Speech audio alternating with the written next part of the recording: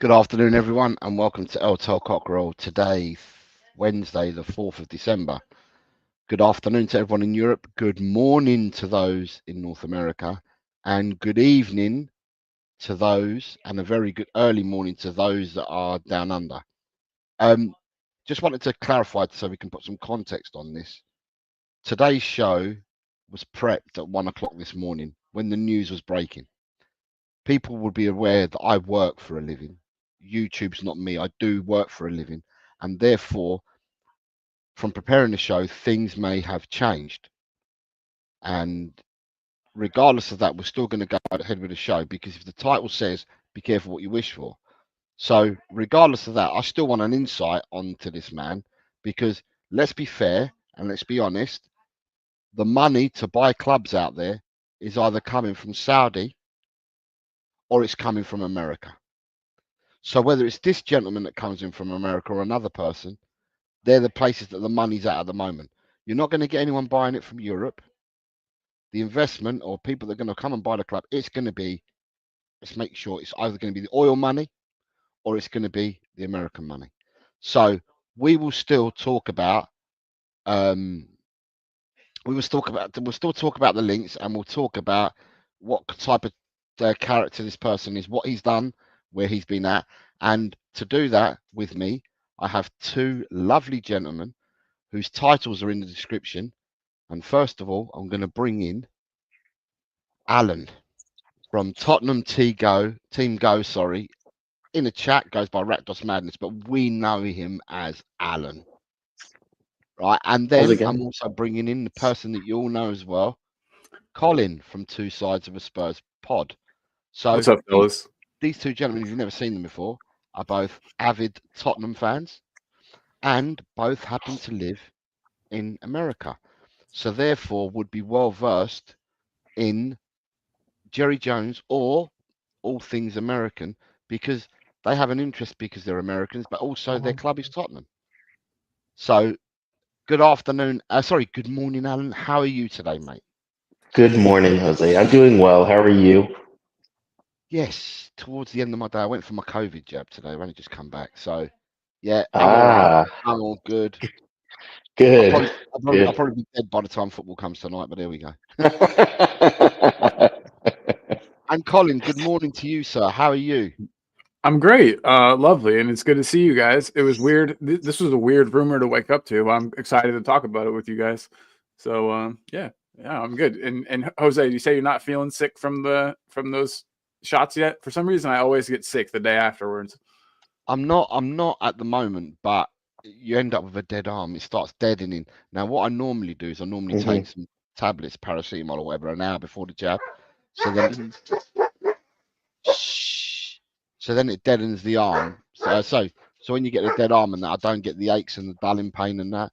But I didn't Yeah. do it today. So roll on football tonight. I'll probably feel it tonight. I might get. Who knows? I might get a good sleep. Might not have nightmares about Tottenham. I might just get a good sleep tonight for once. I don't know.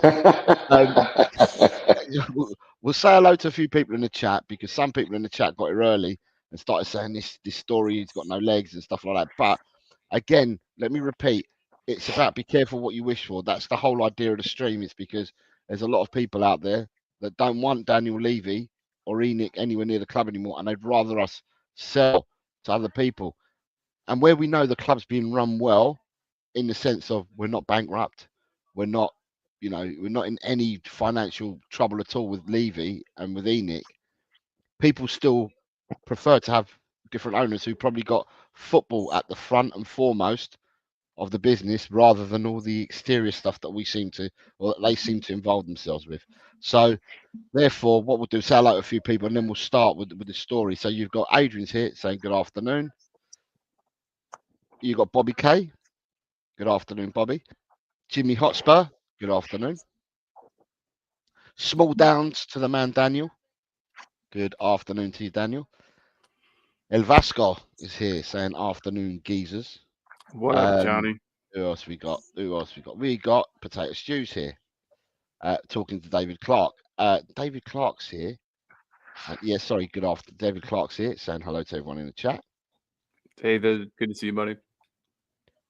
And who else we got here? We've got Christine Shaw saying billionaire Dallas Cowboys owner Jerry Jones not flying to London to buy a Premiership club.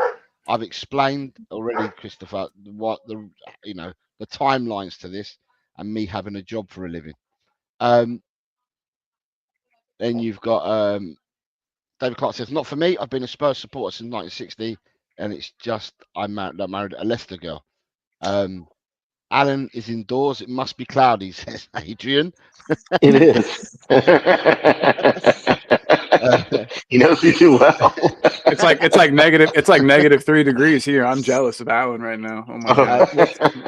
Yeah. And then you got it's in the 50s here for us. Nice.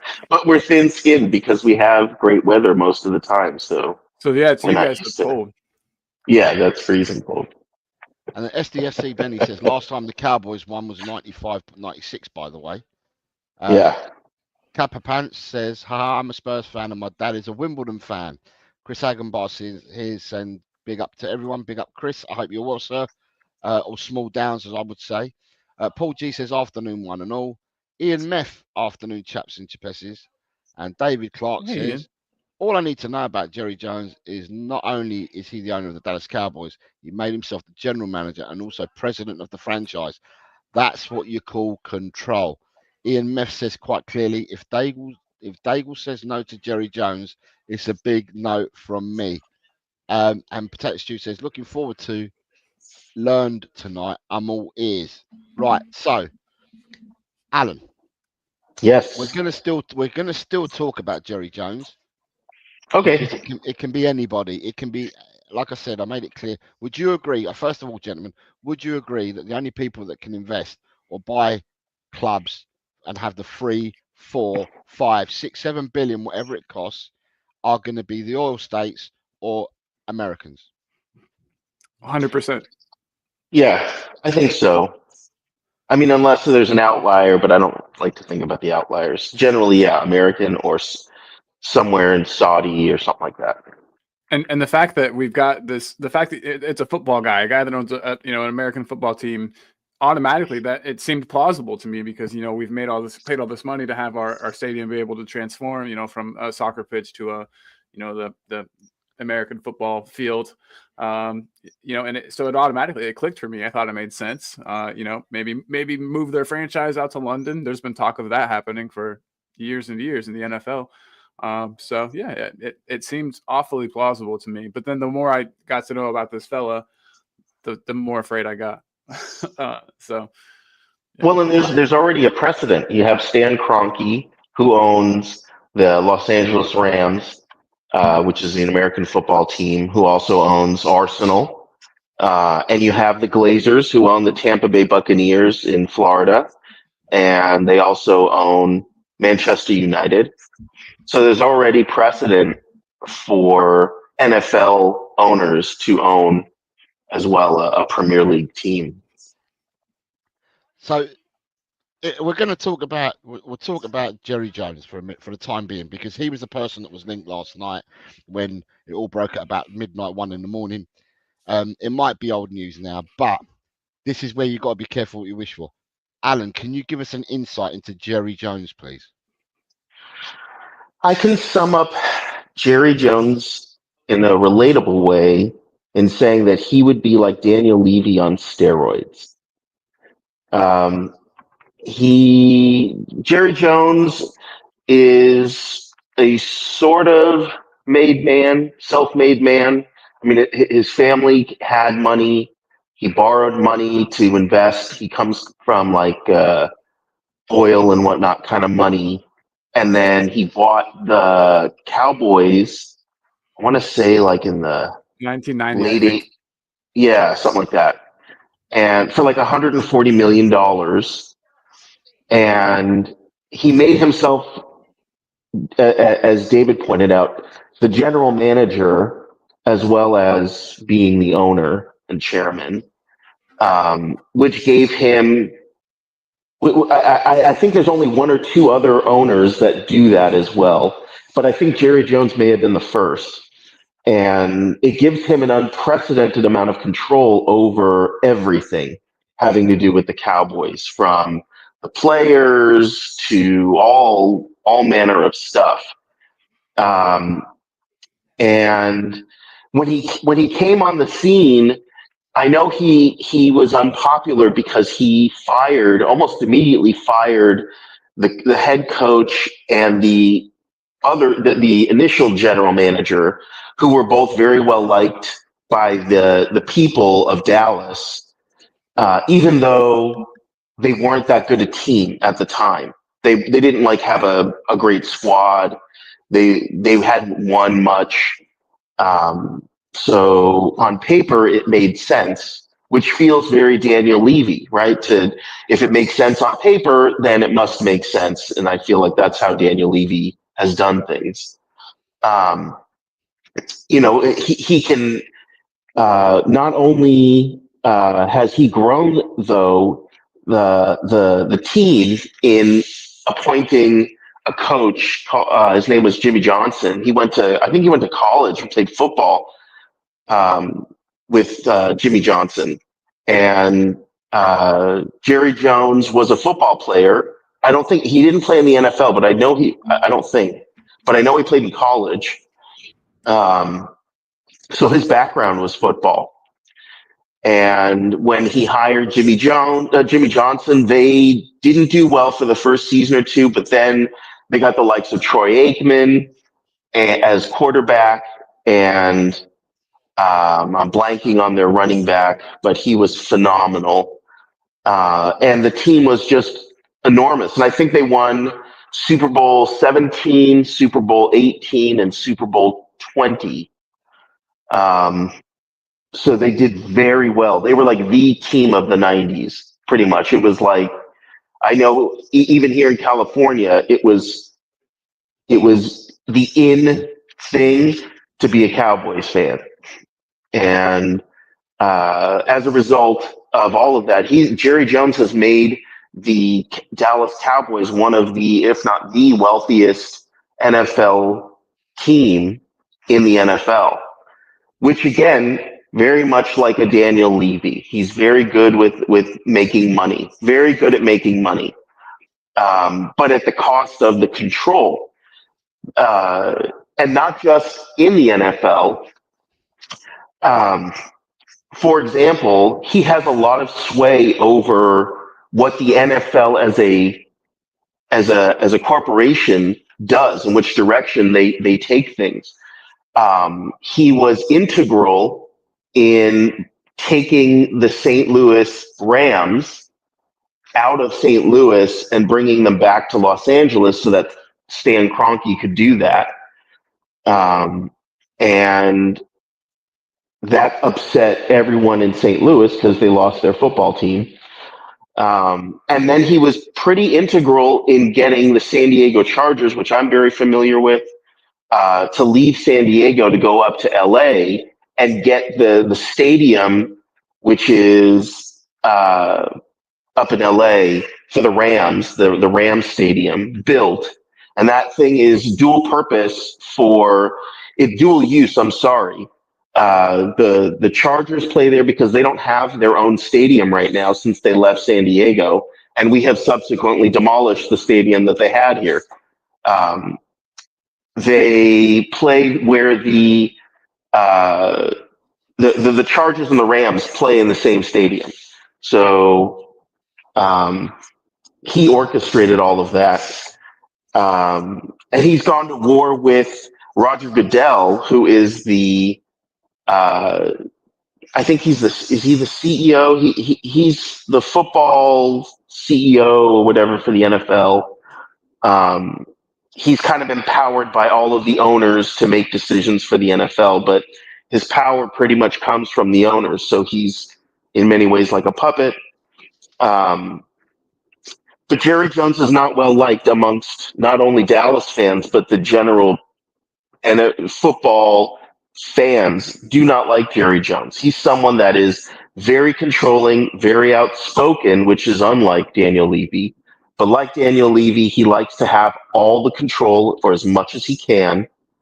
And he's always thinking about businesses and how he can charge the most for the merchandise and all that stuff. So yeah, he's not someone that I would want. And he's worth like $13 billion or something like that. He's worth an uncomfortable amount of money. 16.1.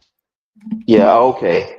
Wow. Yeah. He's no kid either. He's 82 Jerry years Jones old, is like 82. Yeah. Yeah. So he's no kid. No, that's like Joe. That's like Joe Lewis age. We're getting, you know what I mean? Like that's like I don't remember how old Joe Lewis is, but I don't think he's that much older than that. So I mean, we're looking Joe Oh, at Lewis somebody. is 85, 86, isn't he? Yeah, something like that. we're looking at a perspective. I don't know. It's just like we're going from one really old owner to another one, and I know obviously that they've poured water on this, but yeah, it was seeming like we were going to go from one elderly guy who can't keep his hands out of things to another elderly guy who can't keep his hands out of things at the club. Yeah, He no, would just be. He it would makes just. sense. He would just be Jerry Jones. Whereas everyone says, "Oh, that's a Levy signing," or that or isn't that a Levy signing? We don't really know. We have a pretty good guess, but we never know for sure who. But with Jerry Jones, for certain because Jerry Jones is the general manager. If Daniel Levy appointed himself, do they have general managers, right, for Tottenham, or something like the equivalent of a general manager? I guess it would be maybe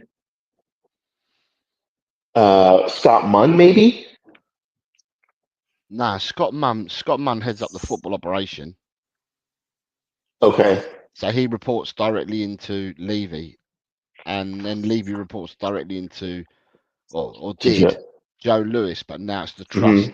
So it'll be Joe Lewis, someone on the side, on a branch, which will probably be some of his kids or something like that, who are part of the trust, and that's who he reports into. That's my belief. So Got it.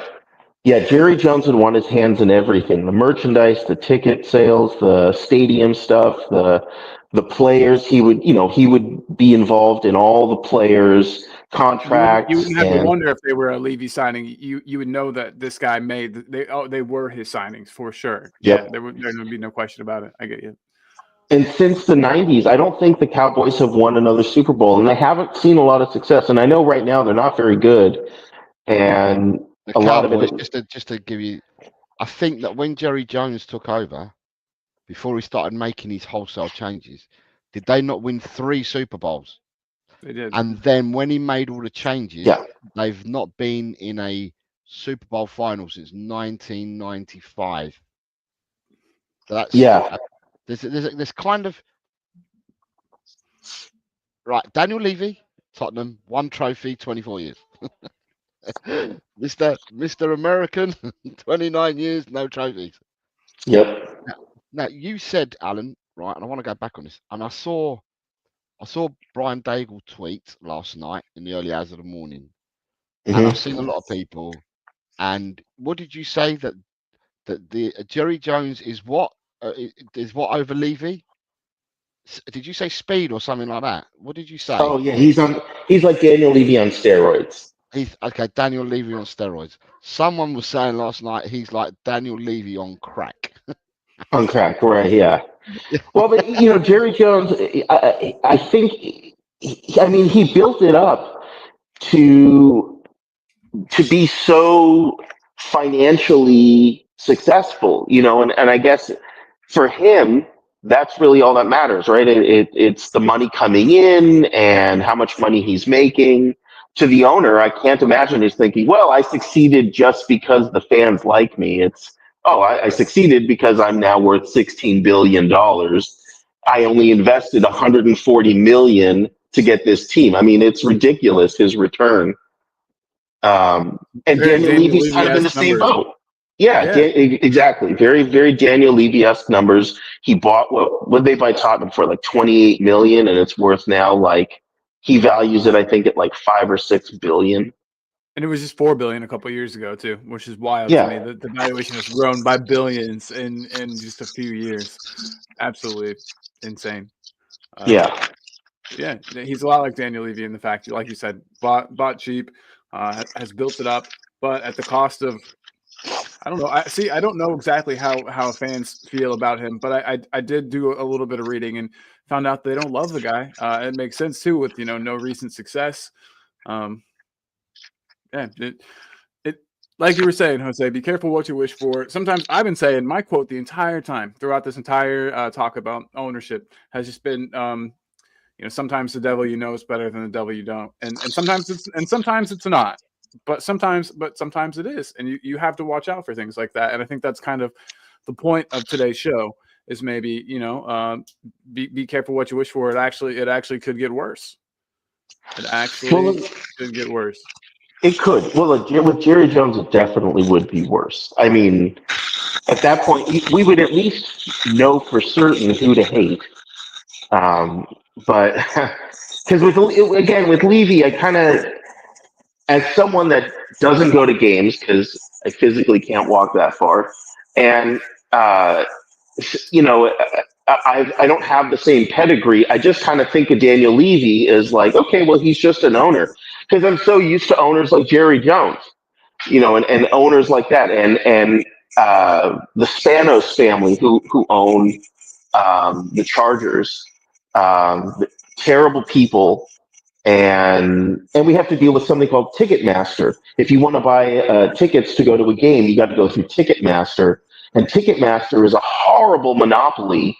Oh my god! And so many fees and extras you have to pay on top of your already overpriced ticket. In my opinion, it's yeah.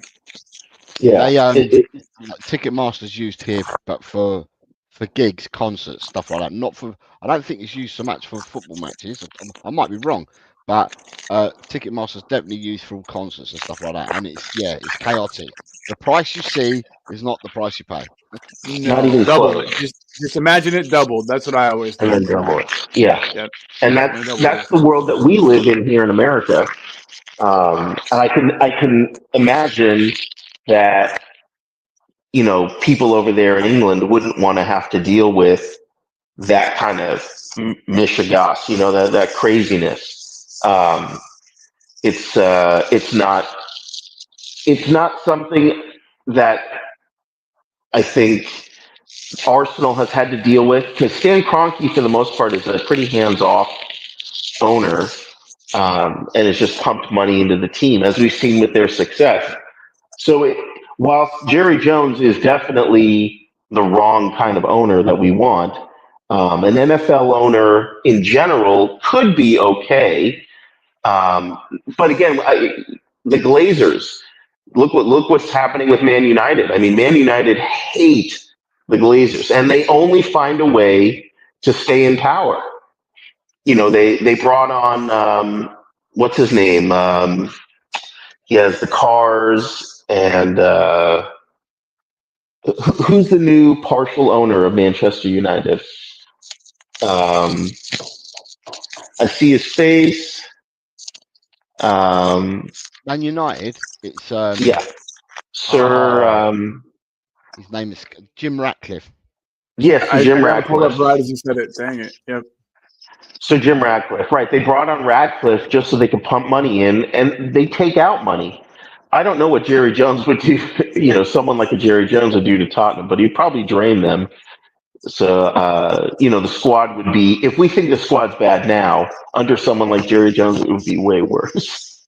But didn't Jerry Jones, right, the little that I know about him, didn't he spend money, or he paid top wages for certain players he brought to the club that maybe he overpaid or overspent on wages?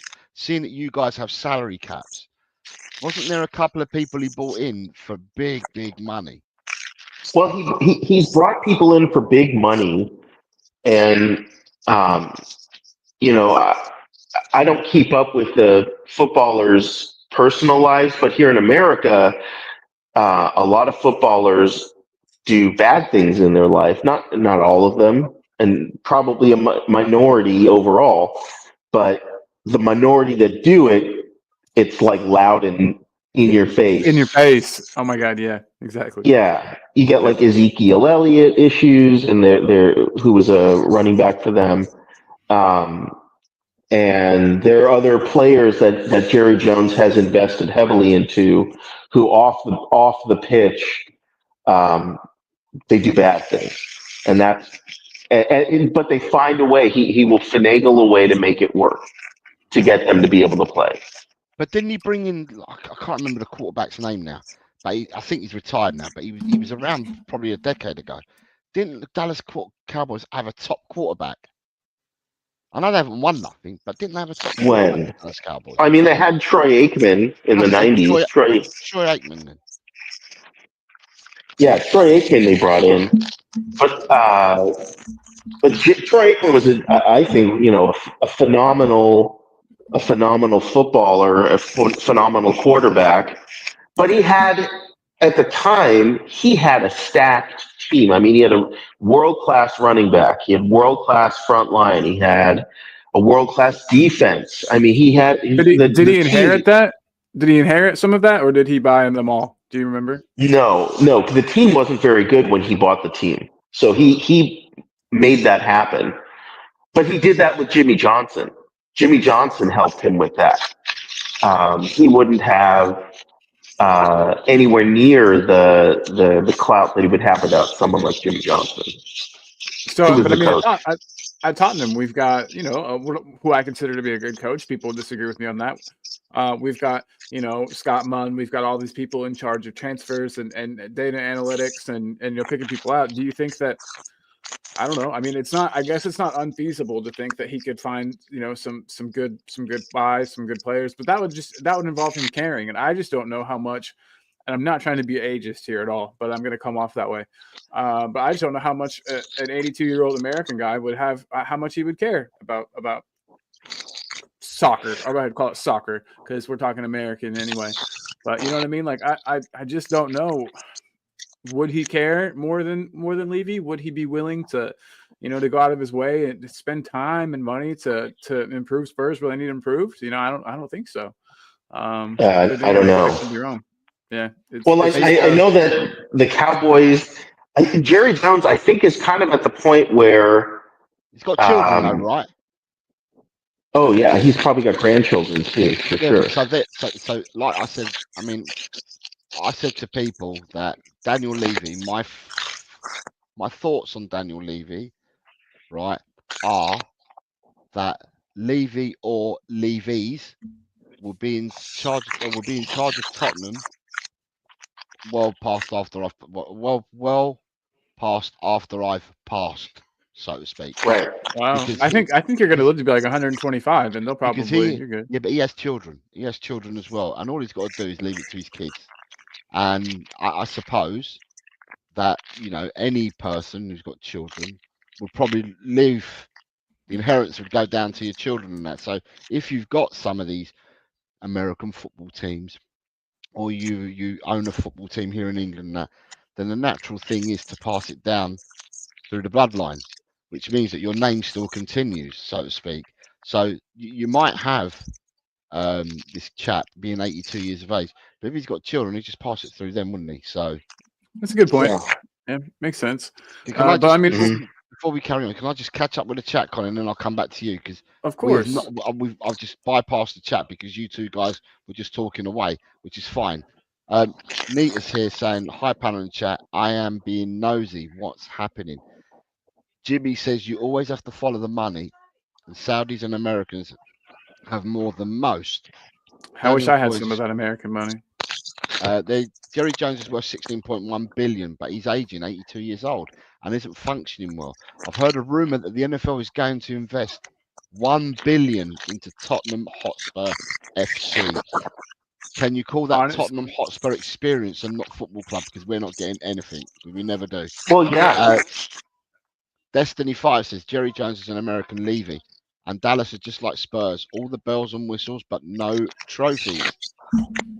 Finn's here saying big up Jose, panel and chat. Gus Parker says Tottenham Hotspur, I suspect, will become primarily an NFL franchise. Any eventual takeover will be something like this, with the NFL the priority. Whenever they built that pitch, we should have known. Tottenham Hotspur experience is not Tottenham Hotspur Football Club. Daniel Coy says, Why do I have a feeling no matter what person eventually gets together to buy this club, we will be having this same conversation? Probably. Saying hello. Most revenue out of any sports team in the world, and seeing his people love to big up what Levy does off the pitch. Gus Parker says that's why the Chargers are doing well this year, to ramp up interest. I think it's from what you said earlier, Alan. Because the chat is, and I haven't caught up with it. So David Clark says in 1989 he won 3 Super Bowls. No other NFL franchise owner is the owner, the general manager, and the president. Sounds like a dictatorship to me. Yeah, Ian Meth says Arsenal and Liverpool are probably the best run clubs in England. And then says Ali Gold is saying there's no truth in the Jerry Jones rumours. I've explained at the start of the show the timelines. So Jones and Lewis make me feel young, says young Adrian. Young man. Young man. You're just a youngin'. He's a young man.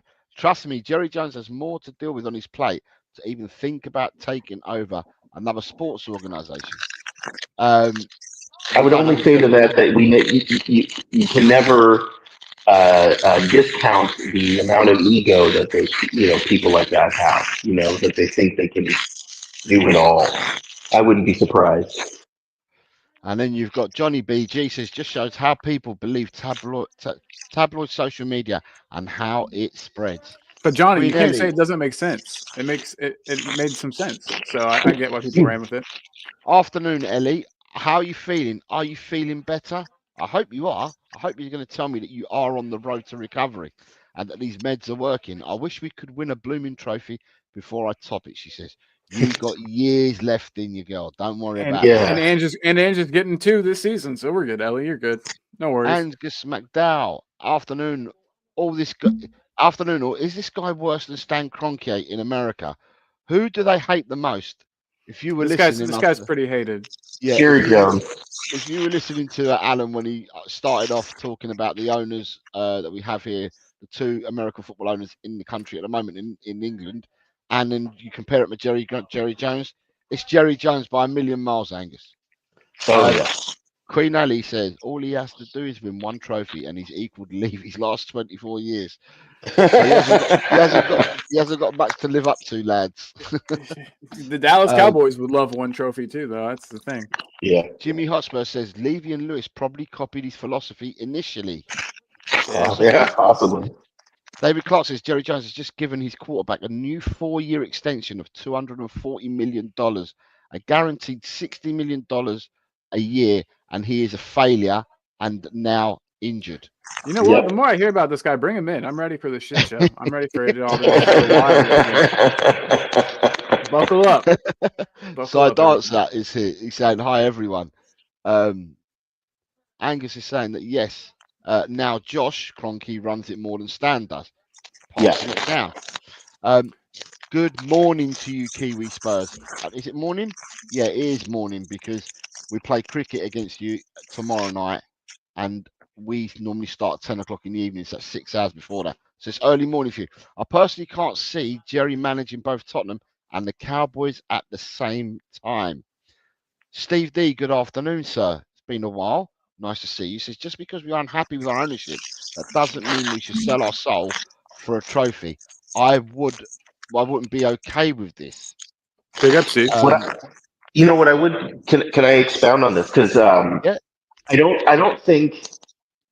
Well, I'm going to share what my belief, which is that Daniel Levy and Amanda Staveley, behind the scenes, is probably looking to create an NFL franchise of his own. Would be my guess. It would be the smart move. It would be the smart move. He would have a whole new fan base who would, by comparison, probably love him. It would make a ton of money for him and for anyone that invests in him to do this. And I don't think you mentioned it, Jose, the Tottenham Hotspur experience.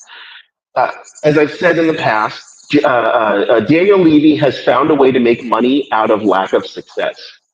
He still found a way and stay profitable.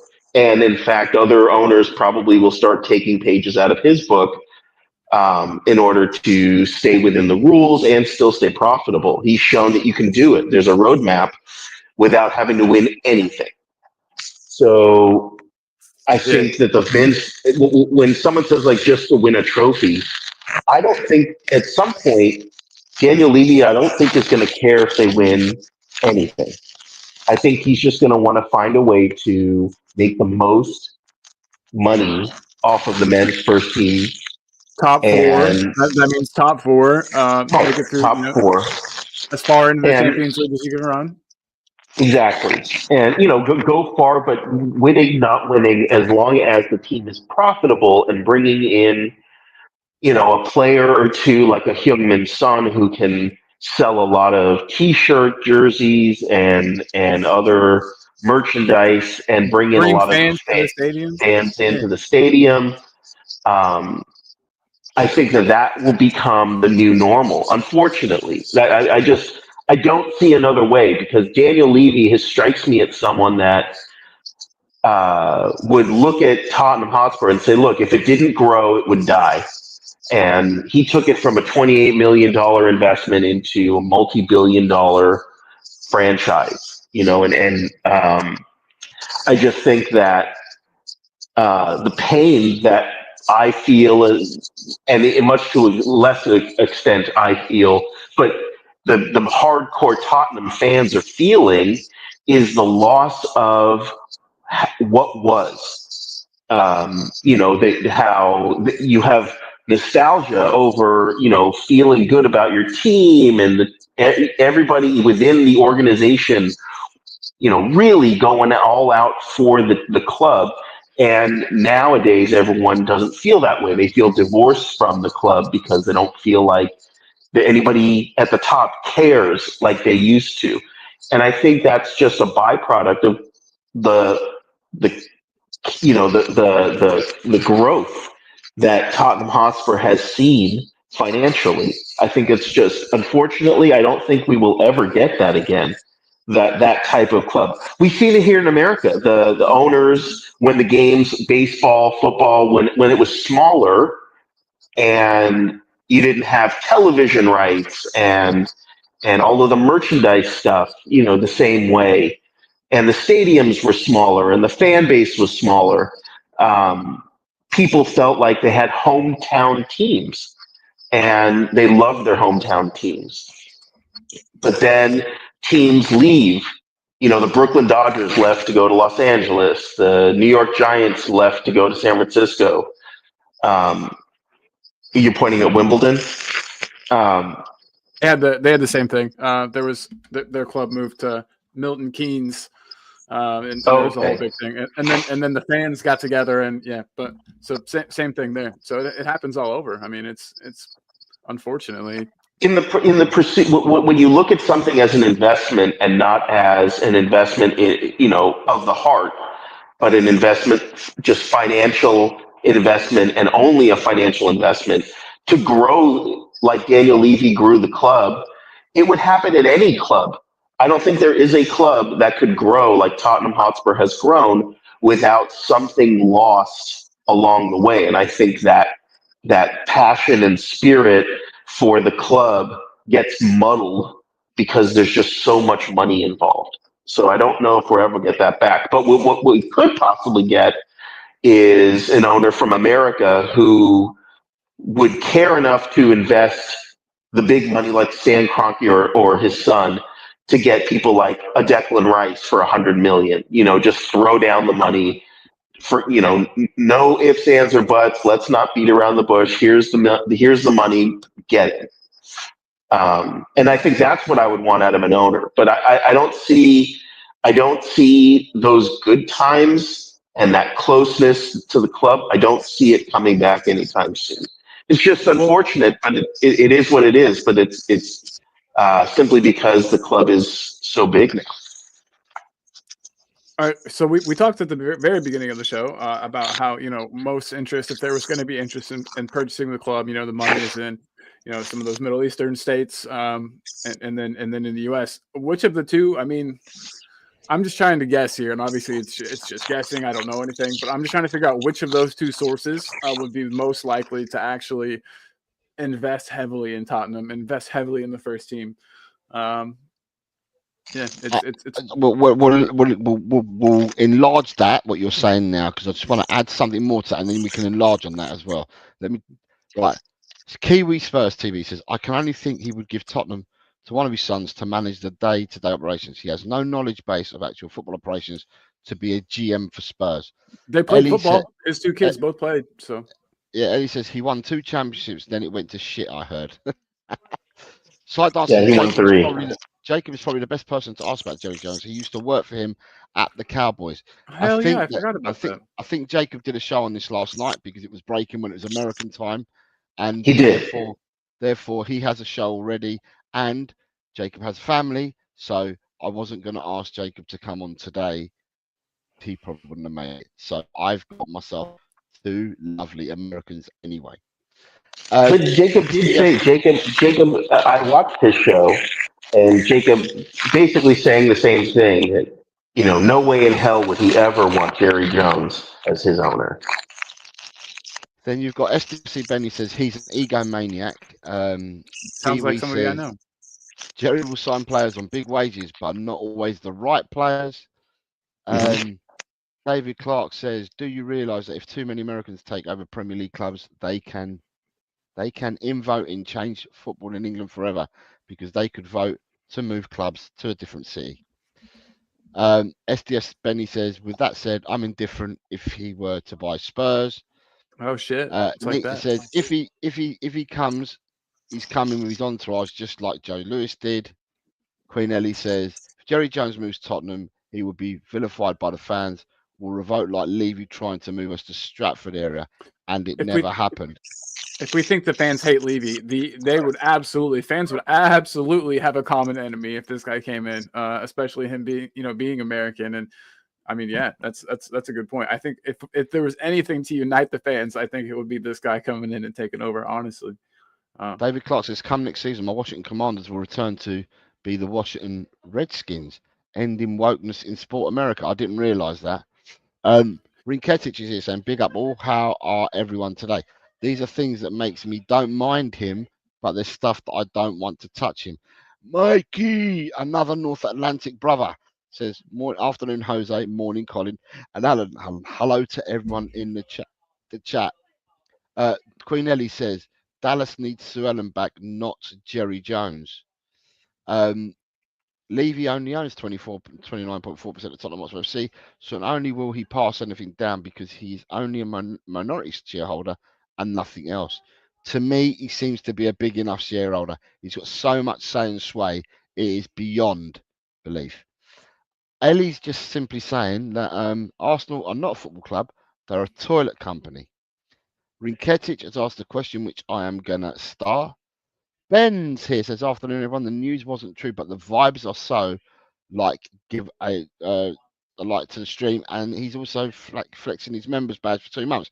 Ben, I made it clear, mate, at the start of the show that the news was breaking at midnight, 1 o'clock in the morning when I was going to bed.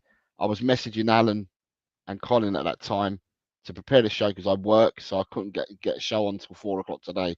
And by then, a lot of water's gone under the bridge. However, the show still continued because, as the title says, it's be careful what you wish for. So, okay, it was Jerry Jones, but it's be careful what you wish for. In general, now we're talking about. But we just happen to be talking about Jerry Jones. But we are, the people on the panel, we're fully on board to say that we believe that if any investment does come Tottenham's way, it will be from the Middle Eastern states, as Colin puts it. I put it oil states, but Colin says it quite kindly. And North American businessmen already. So that's where we are. Yeah.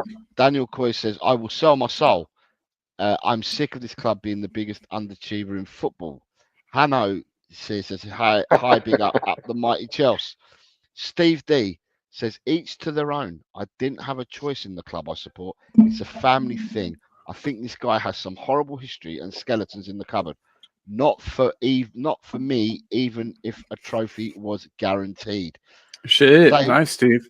David Clark says Staveley's only worth 130 million and has so much baggage. She already had to liquidate companies and was shown the door at Newcastle. She's only a pretty face of the real money men behind the scene. I thought she was really instrumental in getting that in getting the takeover for Newcastle. But again, maybe I'm wrong. She was. She was. I know she's only worth 130 million pounds or whatever. Yeah. I don't think she's doing this to take over anything. I think she's just trying to ride the wave. She wants to invest and get in before it happens. She's like a broker. She makes money from brokering the deal between them and that. And so it's her trying to make herself some more money, which is what business is about, really, isn't it? So Ben Coffin says, it's the fan base of envy. Younger fans like me are totally envious of our fathers and grandfathers who saw us win everything. Us younger fans want to be in that number and see Spurs march on. Love it. Daniel Coy says, Colin, what did you say about Milton Keynes? All Colin said, he pointed back to his scarf behind him and said that Wimbledon were forced to move to Milton Keynes Dons. He didn't elaborate any more than that, but then obviously they become Milton Keynes Dons, and Wimbledon had to go back and regrow and become AFC Wimbledon. Who's rustling? I don't know who's rustling. David Clark says, Levy has acted from the beginning like a foreigner who just doesn't know the history of football in England or Spurs history. And that's like it's an all-encompassing sports organisation with greed. Gus Parker says, Cowboys have been a running joke for years now. Sound familiar? Yes. Daniel Coy says, yeah, and Levy has a great knowledge of football. Queen Ellie, we have our own unique shit show. Can we live through another? I think our resilience is hardcore. We've all been there and got the t-shirt. Kev G says, defo USA investment, but who? Now that's the issue. And Ben Kaufman says, we will never do business with the Middle Eastern investment due to the club's history. Levy wants that American money to go with the F1 and the NFL partnerships. And then you have Senor Leo says, big up homies. Good morning to you, Leo, Senor. I hope you're well. Un abrazo grande para ti. Right, Colin, I've caught up with that. We've got a question here, but then I want to go back to what Colin was talking about. And the questions come from Riketic. He says, question, people talk about his age, but what if we just buy him so he gives the club to his kids like the Cronkies?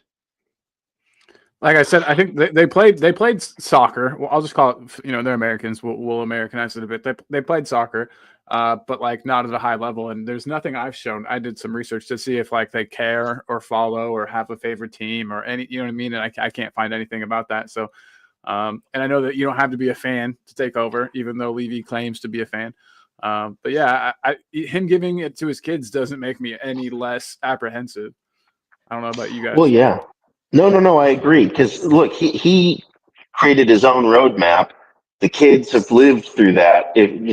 I don't know if he has or how many he has, but they probably follow in his dad's footsteps. Oh, he has 3 kids. Yeah. They probably follow in his dad's footsteps. I mean, it just makes sense. That's what happens when a child inherits a team. From the parent. You do it the way you know. You only know how. Yeah. I fully agree. I think it would be catastrophic, regardless of him or his kids or any. I don't think it would. I mean, would things get worse? Probably actually, but they would definitely not get any better. So. Well, it would probably get pretty volatile, I would think, because then you have a foreign investor owner who definitely doesn't have the pedigree with the club. And if they make the wrong moves, you could just vilify them for it, really go in on them. Definitely. So, and especially if they make themselves the general manager, they create a position that's like all encompassing to control the day-to-day operations of the club as well as be owner. It's a scary thought. Sure is. It sure is. So you've got Riquetti says, I think the narrative he don't win stuff is kind of wrong, and there is a reason for that. Daniel Sandoval is here. Big up, one love. Come on, you Spurs. Buenas tardes, Daniel. ¿Cómo estás? espero que todo esté bien. And David Clark says she's a broker because she is the face, so you don't have to see these Arab sheikhs negotiating. Kev G then says, on the flip side, the Cowboys cheerleaders are fit. Oh my God! Yes. Remember when not Newcastle? Sorry. But do you remember when Crystal Palace had cheerleaders for a while, and how fucking stupid that was, and how they just got made fun of to no end, and they would fly their dumb eagle around, and I don't know. Jose, you remember that was a very weird time. I think if there were cheerleaders for Tottenham, I think that everyone would just pack up and go home and be like, you know what, never mind. So in America, right, it's the done thing to have cheerleaders. Whether it's American football, you have them at basketball as well. You have and basketball as well, and probably all the other sports. Yeah, and everything you seem to do seems to have some you might have 6 cheerleaders. In some sports you may have 15 cheerleaders, but it's a kind of an American thing. It's not worldwide. It's an American thing. If people are going to do it, they're copying the Americans, because the Americans, it's something they've done for as long as I can remember. So for us to do it here in England, it wouldn't take off.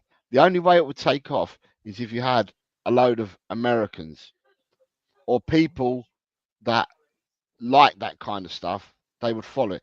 But the English certainly wouldn't buy into having cheerleaders at their ground before the game starts. No. Like I said, if we think that the fans are united in their hate of Levy, and I mean, there's obviously a divide. I think you get this guy in here, there's no divide. I think the hate is universal. I think that it brings Tottenham fans together. That'd be the one positive thing, I guess, that could come out of it.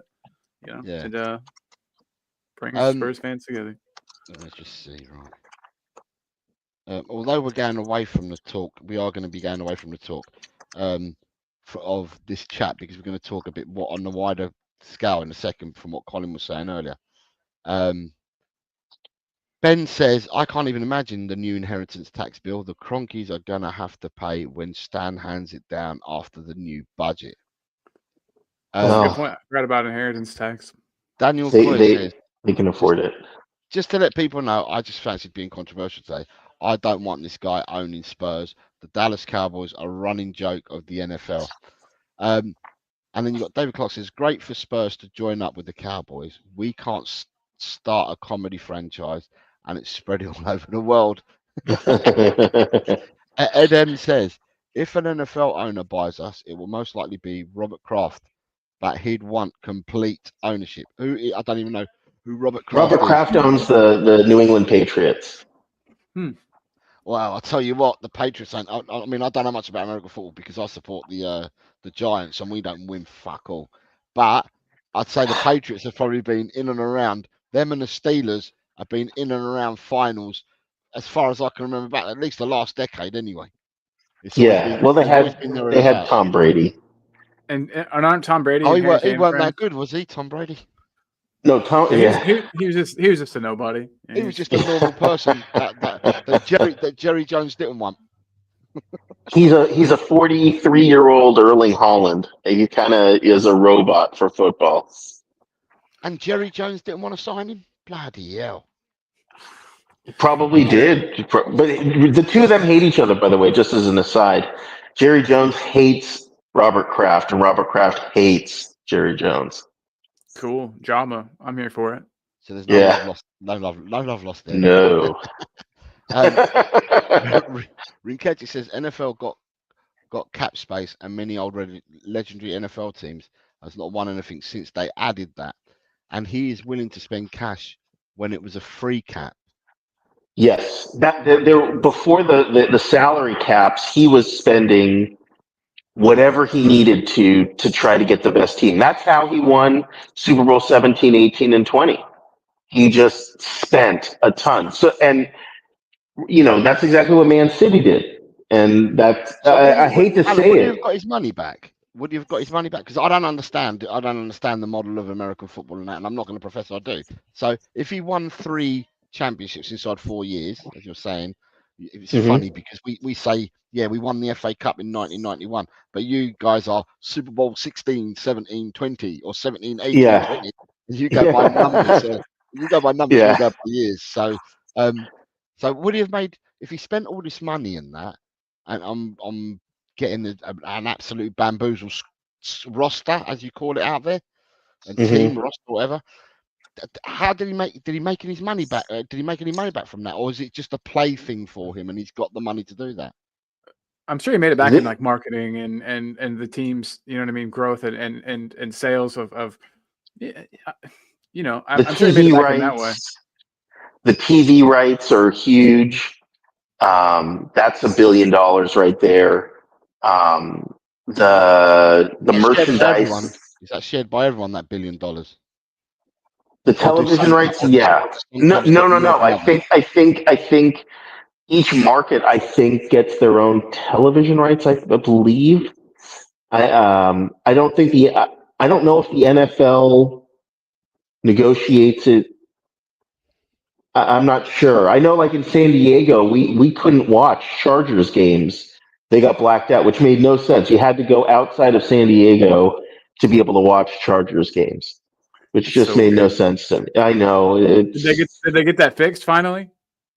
Well, the Chargers left, so yeah. You're right. I'm sorry. Yeah, that shows where I'm at today. Early for me still. But yeah, man, I don't know. So Alan, whenever I heard about this, it like I said, it made sense. Just with the whole retractable pitch, the fact that we were clearly geared to set up for American football. And, you know, I don't know if you've heard, but I mean, I'm sure you have. If I've heard, then you have. That, you know, for years and years, there's been talks and whisperings of a team maybe, you know, moving to London and you know what I mean, picking up and moving to London. For a while, it was, I think it was it the Jaguars for a while? Anyway. Yes, the Jacksonville Jaguars, because their owner, Khan, I don't remember what his first name is, but he wanted to move the Jacksonville Jaguars over to London, so they were entertaining that for a time. And I think that I'm sure they still are, and I think that'll happen before too long. I really do. And there's just a market, there's money to be made, you know, and everybody likes that. So I wouldn't like we were saying, I wouldn't be surprised if it is an American NFL team owner that eventually does buy Spurs, or, you know, maybe there'll be some weird partnership where they form a partnership with Levy and they, you know, work together on. I don't know. I mean, it's definitely not impossible. And I think if investment does come in, I know we're going to get to this too with Jose, but I think if investment does come in, it is likely to be American investment. But you get this Middle Eastern investment. I was just trying to think, and I know I'm getting ahead of myself, and Jose is going to want to talk about it. But who would be more likely to splash the cash? You know, and it's hard to say. Well, I mean, the people with that kind of disposable income, I don't believe an NFL owner will wind up owning Tottenham Hotspur. I think Daniel Levy will stay.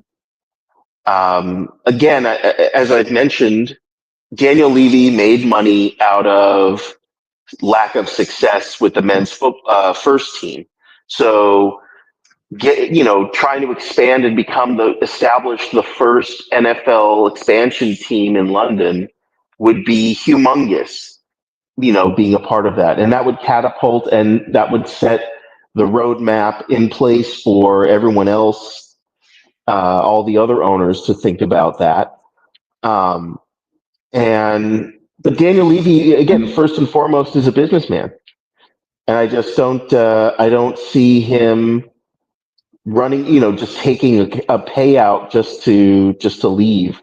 I don't see him doing that. I think we're stuck with Daniel Levy for a long time. He enjoys what he does. That's another part of it is he enjoys it. Hey, Rinketich, what's up, man? Hi, fellas. You good? Yeah, no, I'm doing great, man. And yourself, you're good? Yeah, I'm good. Like this story here, like I'm kind of like in the middle of it because I heard all the private stuff.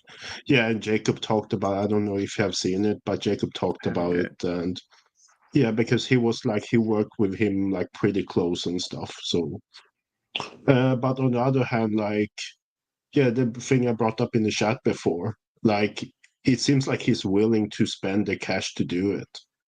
And here's the thing, though, that also like counter argument that is like someone like Levy, he actually spends the cash.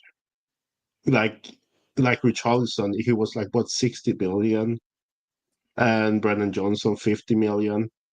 And like, so in the end, they spend the cash, but they spend it wrongly. But I don't know. Like, you guys probably watch more NFL than I do because I only watch Bengals, to be honest. But like, yeah, except like, yeah, the quarterback, I forgot his name. It's Duck, right? I actually kind of like him. Do they have like a good team right now, and how's the scouting and stuff? How are the Cowboys? Yeah, the The Cowboys aren't very good. They're not very good. No. And he asked about the scouting. Alan, you were saying that they've been signing like the wrong players for too much money, kind of a thing, right? Is that? Yeah. Well, and like David Clark just pointed out, they spent like $240 million on a quarterback who did they release him and let him go? That's like $240 million down the drain. He's not even. Is he injured or did they fire him? I don't remember which one. But they're not doing very well. The Cowboys, and they haven't done very well. Again, they sort of started with a bang, with Jerry Jones's relatively short tenure at the time, and then they won 3 Super Bowls within 10 years of him owning the club. They had 3 Super Bowl titles. That would be like if Daniel Levy won 3 Premier League titles within his first 10 years. That would be phenomenal. At least we would have that pedigree. But under Daniel Levy, that is. But so it sounds to me like if we got these guys, we spent 60 on Ndombele. And Ndombele, we spent, he was 60 million. So you're right. We are spending it wrongly, but it sounds like that's kind of this guy's MO as well. The fellow that owns the Cowboys, it seems like he's not a whole lot better than Levy in that aspect. He's not any smarter with the purchases that he makes. And Alan, if I'm wrong, definitely call me out. But that's no, and definitely now. I don't, and I'm certainly not ageist. I just know that his decision making is, whilst always questionable, is probably more questionable now. He seems to be. I saw it mentioned somewhere that someone said that he's like the NFL's Emperor Palpatine. He's that's kind of how people look at him. He plays in the background and he affects things more than just his own team. He has sway over the NFL in general, and that level of power is bad. I wouldn't want that in the Premier League. I wouldn't want to hear of, Daniel Levy was instrumental in getting Bournemouth to move to a different city or something like that. That would be on the level of what Jerry Jones does. But may I bring something up about the player thing? Yeah, we kind of talked about like scouting, whatever. But in the end of the day, like NFL and NHL and NBA, it's kind of like closed. If you get what I mean, like if you want like someone from another team, you need to trade for it or whatever, and it's harder than to just buy them. If you get what I mean. Yeah. And that also kind of stops who he actually wants to go for, maybe. Let's say if he wants like Jamar Chase and Joe Burrow from Bengals, for example, it's not like he can spend like 300 million, just be like, bam, they're mine now. They actually have to trade him, and then the other teams like won't let it go. That's So you're saying that could be hindering him? Like maybe that's kind of at the root of his problem and his bad exactly. And most teams that, at least at the NHL side point, like most teams, they're lucky with the drafts. Right. And I feel like if he comes in and if he's allowed to spend, let's say, 300, 400 every year, then he won't have the same issue because the market is way bigger. And it's a lot more wide open. I get what you're saying. Yeah. No, definitely. That's a good point. And he'll have money to spend. I don't know. See, I also don't know. Tottenham has money to spend already. We turn a profit. We're making good money. We can spend money. I'm not sure how much extra this guy would be able to spend. They've made all these rules, since Abramovich and since City were bought, that you can't just pump your own money into the club anymore. There's rules and regulations. And so I don't know. I don't know how much he would be able to spend. I don't know. Jose's back. Sorry, Hi, Jose. I took a call and I had to take it, so I'm really sorry, people. No, I no did tell you in the back apologies I did tell you in the back to carry on. I saw Rinketic come on, and because Rinketic asked earlier if he could come on because he wanted to elaborate on this Jerry and Dallas Cowboys stuff. So good afternoon, Rinketic, mate. I hope you're well. Good afternoon. It's nice to share a screen with you, by the way, man. I haven't ever been on a stream with you before, so it's very nice to see you, man. Thank you. So Ben Coughlin says the only time Palace were relevant was when they had cheerleaders. Rinketic is on here now saying, P.S. Like I said, I'm right in the middle here. Ben Kaufman says Robert Kraft would be a good option, but not if we won our own NFL team. Queen Ellie says, I just heard Arsenal are moving to Timbuktu. David Clark says, Kraft Foods, you surely have heard of them. Daniel Coys is saying, I would never go for an owner who in my lifetime, who is just has failure of delivering trophies and success. It goes against my standards I expect of this football club. Ed says, Jerry Jones owned a merchandise and stadium management company. They'll sell the naming rights for the teams. They merged with ASM Global and have recently been sold to the Sixth Street Partners. It means absolutely nothing to me, but I'm sure you're right in what you're saying, Ed. It's right, gone over my head. Kev G, who owns the San Antonio Spurs? Now there's a sporting market to link up. It's a basketball team. I know they're the basketball team, but I don't know who the owner is. But Kevin, I don't know. Like that. I can find out though. David Clark says Jerry Jones owns the richest sporting franchise in the world, yet he couldn't get a designer to build a stadium where the sun shines through the giant window at one end of the stadium that blinds. Levy would have helped with that. Levy can get a stadium designed. David Clark also says Khan owns Wembley Stadium and is the owner of who is fighting for the NFL contract, but Spurs now has more games at their stadium than Wembley does. We've got Quez here. Quez is here saying, how's everyone? Good afternoon, Quez. I hope you're well. We've missed you lately, son. David Clark says, when Lewis passes on the situation will totally change at Spurs, because then Lewis's trust will be triggered. Thus, everyone will know where Lewis's 71.71% of his shares will go. Quez Ali says, I'm a Cowboys fan. Whoa. Jerry's a great businessman.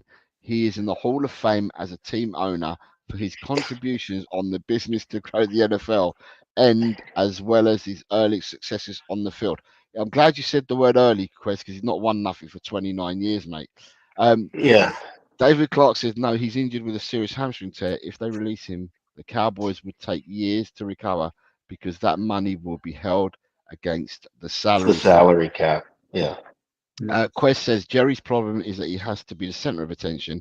He makes sure Dallas are always talked about for better or worse. I think it's a lot worse than better, to be honest with you, Quest, from what I'm hearing and reading. Like what has already been said, he spends money, but not always wisely. Matthew is simply just saying bonjour. Bonjour, Matthew. I hope you're well. Question says, all in all, he's a master marketeer, often accused of meddling in team affairs. Sounds familiar. Get him in. Get him in. It's kind of a theme here, chaps, isn't there? David Clark says Jerry Jones doesn't have the power because all 32 owners have one vote each. Washington took years to get rid of their owner because he used private detectives to get dirt on other owners. Shame. Yeah, we don't need that shit in the Premier League. Come on. Yeah, it was only when Washington owner got caught up in allegations of serial nature and bullying that he was forced to sell. Now, I'm just going to go back, right? Colin, you talked about something earlier, right? Mm-hmm. And obviously we've moved on since you talked about it, but I want to go back to it, right? And for me, I'm going to ask you guys on the panel, right? If Jerry Jones was ever true or not true, or anybody else for that matter, Amanda Stavely, Khalid Al-Doom or whatever his name is, and anybody else's names that come forward, right? Personally, right, I'm going to ask you loaded questions here. How much, right, would it take to buy Tottenham? Or do you think that ENIC are not going to sell Tottenham? They just want minority investment because they want to keep what is the cash cow. I think I think it's for sale. The whole lot. I do. So I think they've been whole, prepping to sell for a long time. When we say the whole lot, we're talking about the whole experience. So that means the whole cash cow. You're talking about holding the fights, having the F1, for Formula One, the NFL, the boxing, everything that goes on in that stadium, everything around it, the hotels that are being built, everything that's being built around it. You think that somebody will come in and want to buy the whole gambit? Okay, if so, what is the whole gambit? What's it going to take to buy the whole gambit? What's the figure in your mind? I think you've got a cool £5 billion. Or is it that they're just looking for the minority stake in for That's injection? my thought. So Colin, that's what I think. We'll start with you then, Colin. Where are you with this, mate? So it seemed to me for a long time. I don't want to say too much because I don't want to get in trouble. But I work for a company that recently just got acquired by another. We were sold, and it was obvious for a while that they were prepping to do that. I know who buy, but I'm not saying. Thank you. Yeah, and it was obvious though for years to me that they were prepping to do this, and I just get the same vibes from Levy and Co. that they're increasing the value of everything as much as they can so they can get as much money at one time when they stop. I mean, if you think about it, yeah, he's got a lot of guaranteed money coming in, a lot. But I think if you dangle a couple billion in front of them and say, you don't have to do anything anymore. This money's guaranteed. It's yours. You're done. You know what I mean? No stress. No. The money's just yours now. I think that they would definitely be tempted by a bid in the £5 million range, £5-6 million. But I think 5. I think if you came in and you offered 5 and you had it, I think they would take it. Alan, where do you stand with all this? What are your thoughts, mate? Yeah, no, I think Daniel Levy. Look, Daniel Levy is still relatively young. I mean, he's no kid, but he's not that old, and he's got a lot of years left in the tank. I think with the prospect of an NFL franchise and possibly sponsoring, having a Tottenham's F1 team or whatever other experiences he can sell that is not the men's first team, an NFL team would double his, the current value of whatever the club is worth. I don't see him settling for £5 billion when he could take Tottenham and make it worth 10, 15 billion pounds, even more.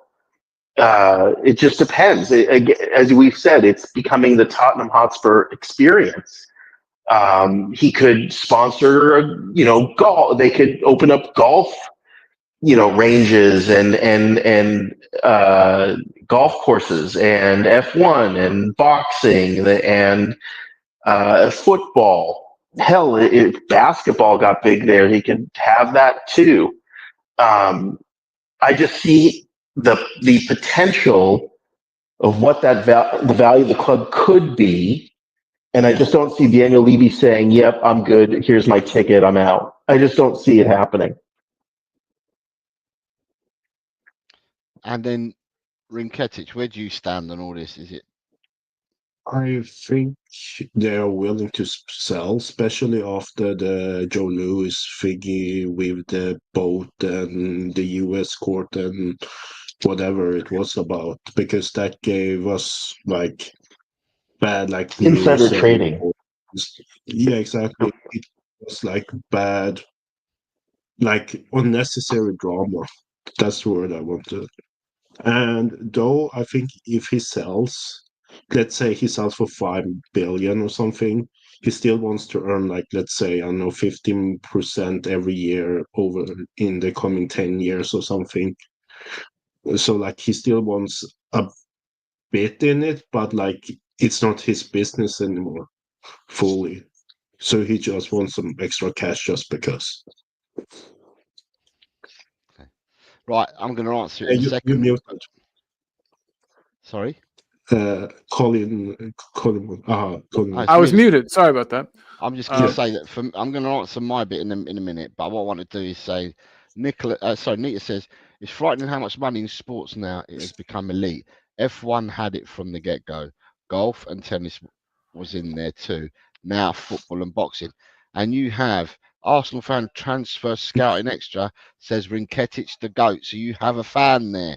You have a fan. Colin says, what does the chat think? David Clark says, I've heard Elvis is still alive and has come forward to buy Spurs, and the players would wear blue suede shoes. That'd be I'd be cool. down with that. Yeah. Yeah. And then your fan says, I hope Tottenham keep being in the shadow of my club. Which one does that more? I'm in favour of. Well, it will soon be you in the shadow of us. That's what I'm going to say, Mr. Fan.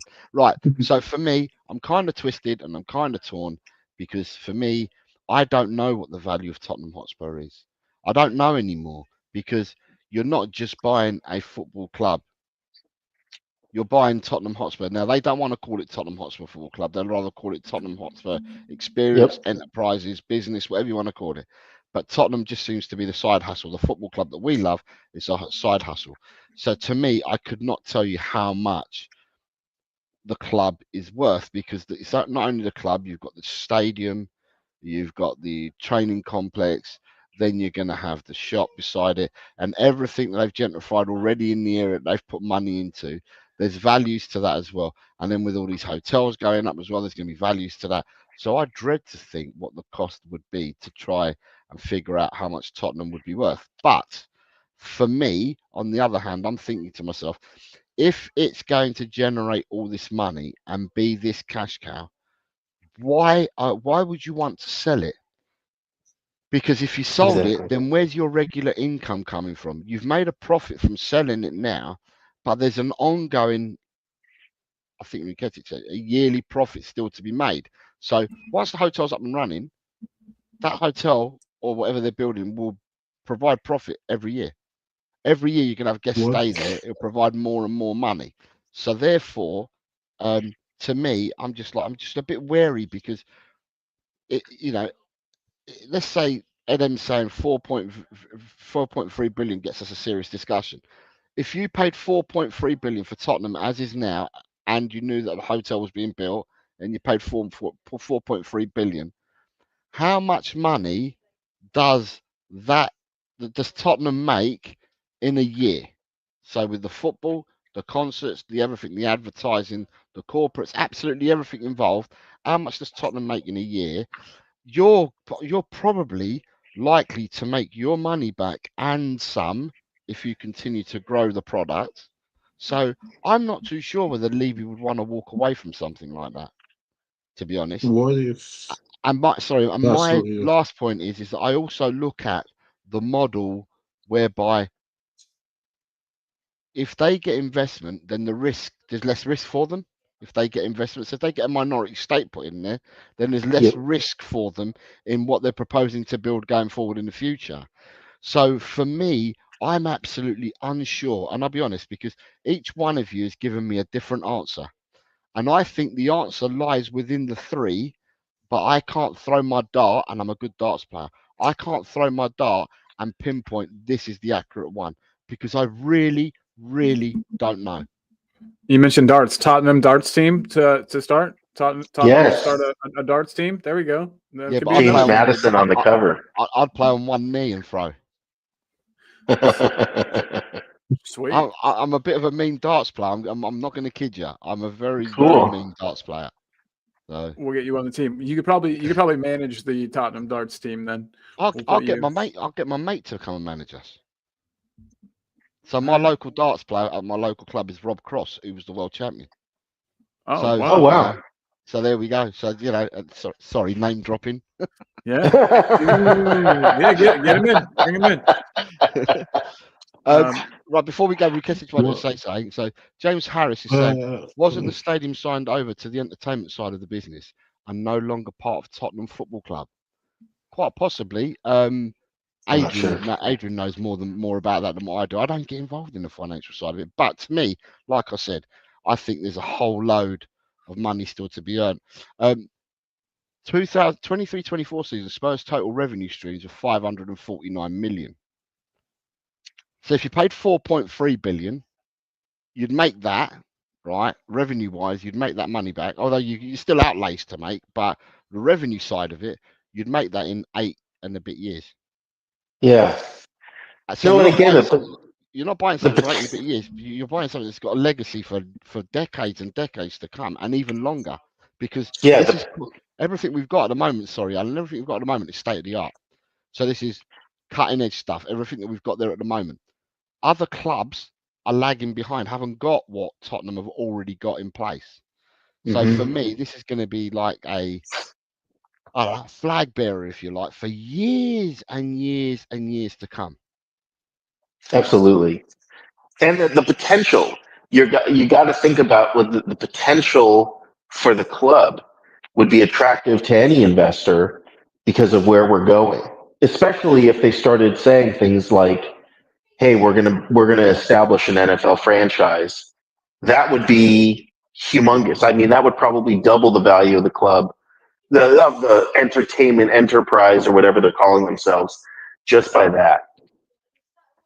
So David Clark said, Levy says that Spurs is worth 5.4 billion, but the British financial experts have said it's worth between 3.4 and 4.2.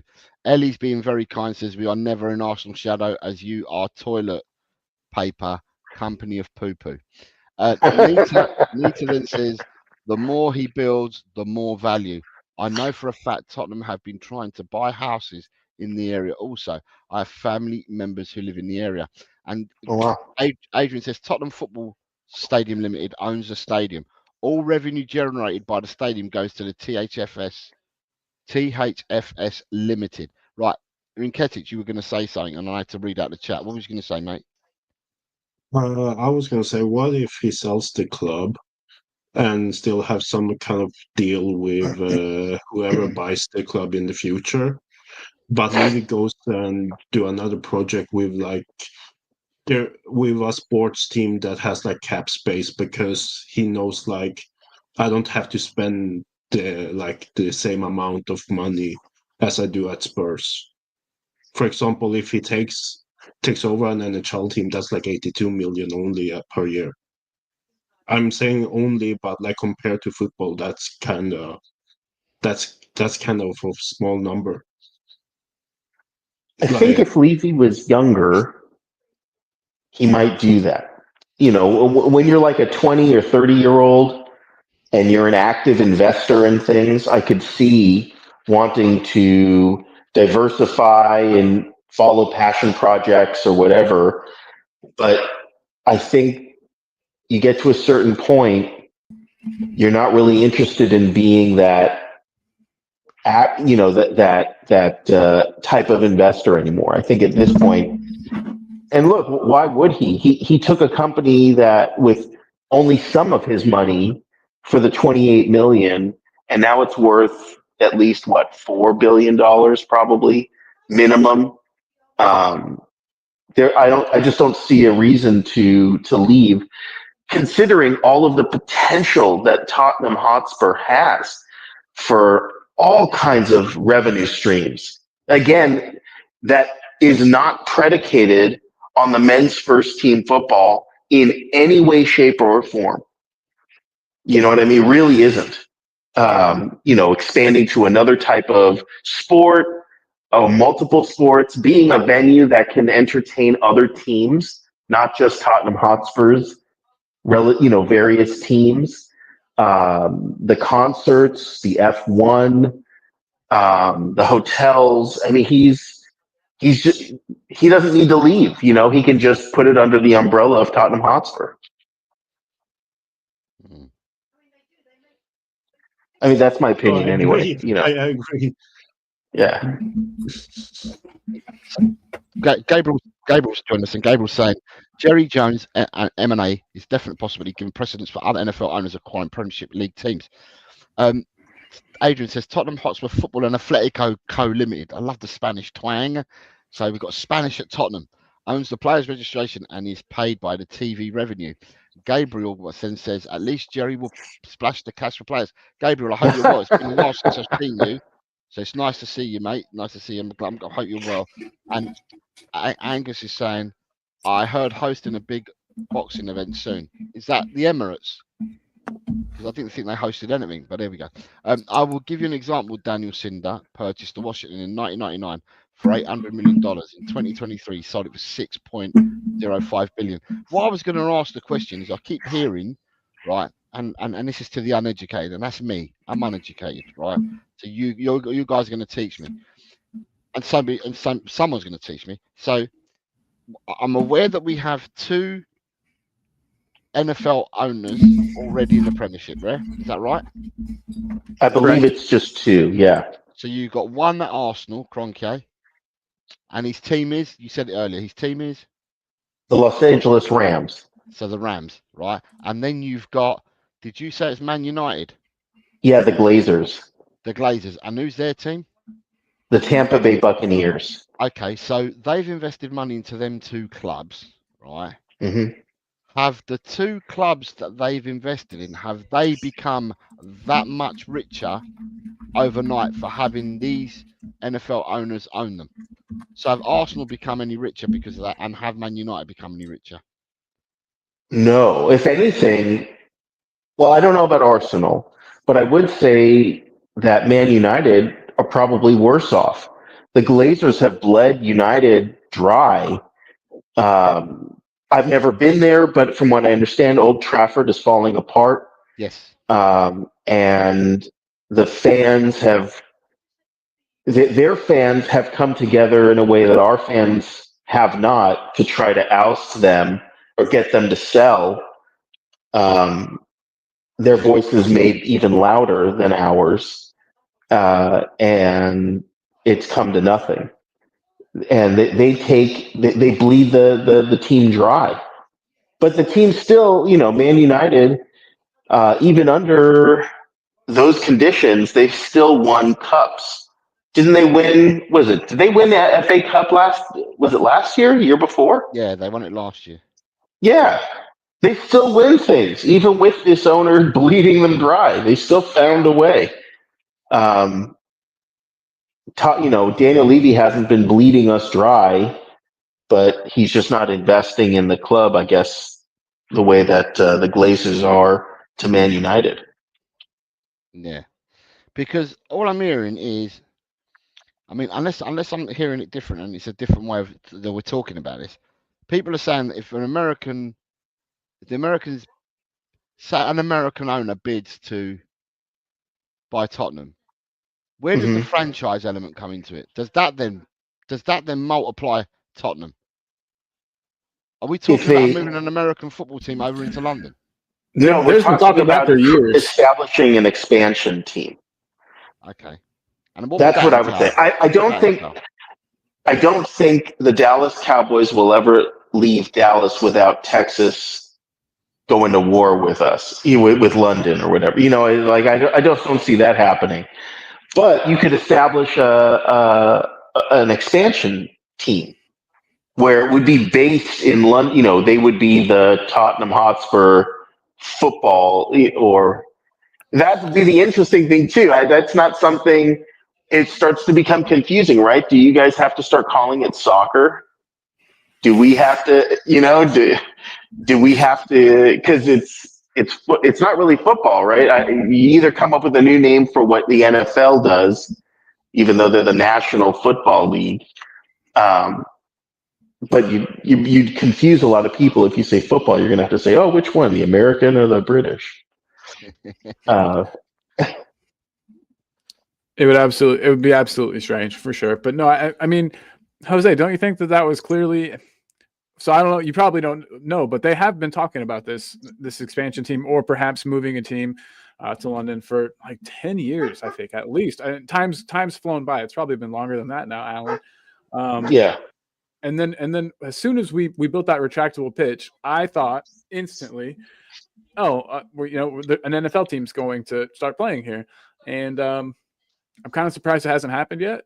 I know that's a huge market. You know, whenever they do have NFL games in London, they sell out. You know, there's tons of people there. There's always fans. So I was thinking it was going to happen. I'm Well, kind of surprised it hasn't already. Yeah, the difficulty you've got though, Carl, right? The only difficulty I can see, obviously, I work for a local authority, so the difficulty I can see, and it's the difficulty that Tottenham have got at the moment, is that you can only host X amount of Events games, events. So they've only probably given them a pass for like 30 events in a year. Now, 30 events in a year covers what, 6 months? Let's say 30 weeks for 30 events, unless the events were taking place one after the other, like if concerts took place one after the other. And then you've got to remember, with the football season, you've got a fixture that's governed by the Football League. They produce a calendar of fixtures. If you then bring another team to come and play alternate weekends to what you're playing, then both would have to sync. And I'm not sure the NFL calendar would sync with a Premiership football calendar. Does that make sense? No, it does. Would investing in the neighborhoods surrounding the club and getting people on the local councils who are supportive of Tottenham Hotspur, is that something that he's doing right now? Well, they've struggled though, Alan, because I mean, someone might. So it's Haringey Council is who Tottenham need to deal with, right? And with Haringey, they've only given them X amount of event nights, if you want to call it, or event days, if you include the football. And the event days are going to be the football matches that are played and anything other, like your boxing, like your NFL games, because 2 games get played at Tottenham every year. And then the concerts that they do, if they have a boxing event, they'll put that on at the stadium as well. But I think if Levy had his own way, right, it would make sense that you'd want that stadium open every bloody day of the week. Every day. To have an event there every day of the week. So you've got the money churning in non-stop. But the council don't grant Tottenham Hotspur the amount of event licenses they need to operate more than 30 times or whatever a season. So therefore, for me, so Spurs have applied for another 16 licenses of Haringey Council's what Adrian's saying. So therefore, for me, if you had a team, because if you've got an NFL extension team or whatever, you've got a team playing over here, what's the regular season? Is it like 18 games, 16, 18 games? Adrian actually said it earlier in the chat. He said that 17 NFL games a season, so a maximum of 9 home games. Okay, so therefore you've got to find them. And then if you've got playoff games, because you've earned the right to have a home card instead of an away game, then you've got to include all them in there, So and when you have your pre-season games as well, do you take the pre-season games in there as well? Because I know that in American football you have pre-season games. So they do preseason. They don't have to play at the stadium though. They could play it at a practice park. It just depends. But then if you had an American football team there, like I said, for me, I don't know whether the calendars will sync, and then it's getting the extra event licenses.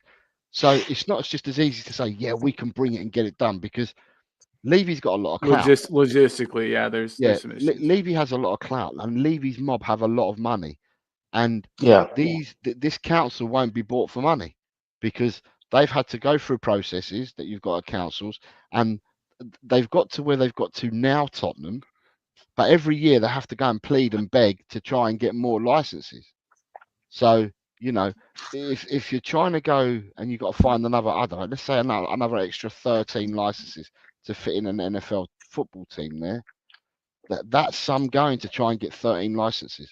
So Adrian does point out though that the stadium events are a boon for local businesses in what is a relatively poor area. So that is another good point. But again, if the council doesn't agree to grant them these extra events, then it's all moot. But I hate to say it though, but if enough money is up for grabs and in the works, but there is enough money at the moment, Alan. Right, but if there was there could be even more money, but still the filthy amount of money that there is available at the moment, because it's an obscene amount of money at the moment is out there, and yet the council will only grant a certain amount to Tottenham Hotspur. Levy hasn't got one of his guys on the council yet. No. What the hell? Come on, not yet. Tottenham Hotspur must be the biggest employer that Haringey Council have within their district. It's got to be the biggest employer. Tottenham Hotspur has to be. It's like Disneyland in Orlando. Hey, Peter guys is in the chat, and he asked if this so-called takeover is true or Morning, bullshit. Peter. How are you, mate? I hope you're well. We've talked about it for about an hour and a half, Peter. Colin, do you want to give him a synopsis? Right. Sure. So Pete, it was looking like the owner of the Dallas Cowboys. So there was rumors that he was, obviously you've heard him, interested in purchasing Spurs. Those rumors have been quashed by the wonderful everyone's favorite Ali Gold. So it's looking like that isn't true, but it was kind of a scary thing, Pete, because the guy is not very well liked by fans of his own, of the team that he owns. And there was talk that he would be even worse than Levy. And so the title of this was, be careful what you wish for, because sometimes the devil you know is better than the devil you don't. And we're talking about, possible implications of what happens if an American, especially an NFL owner, does purchase Spurs. But yeah, it's looking like this particular one isn't going to happen, Pete, but we're just discussing the possibilities of it in the future and what the implications of that would be. Yeah, because it's happened before. We talked about that. It's happened twice.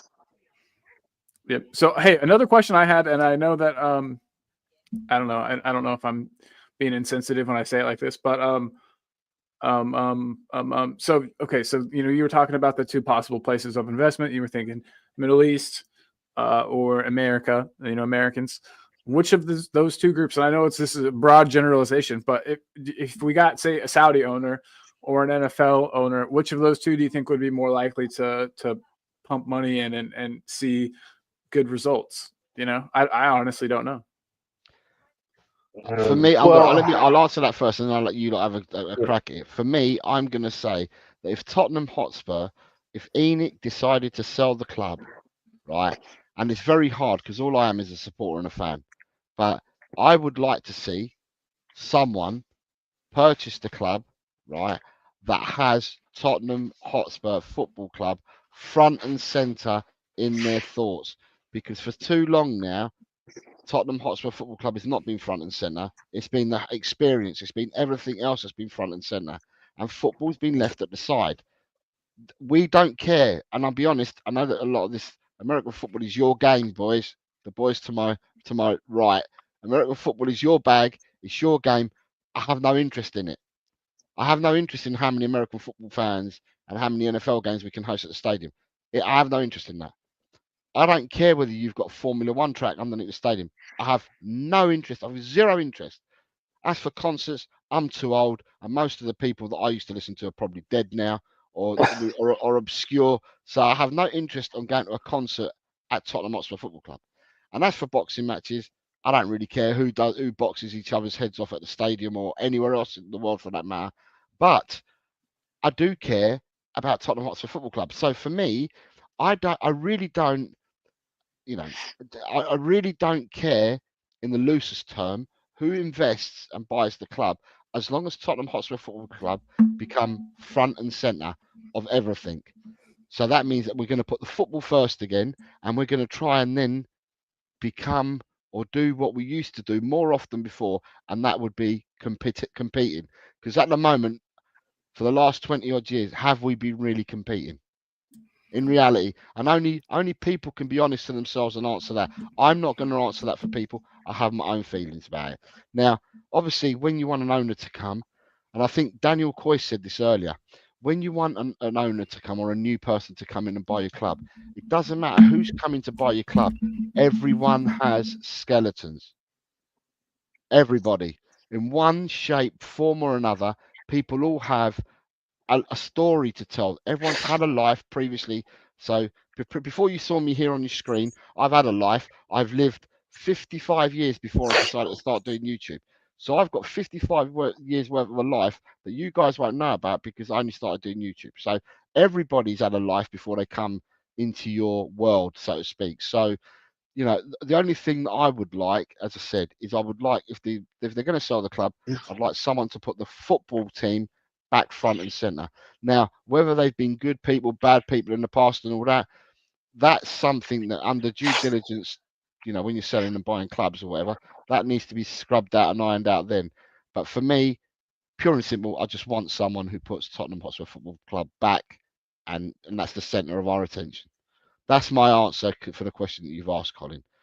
Somebody else can go now. Hotspur.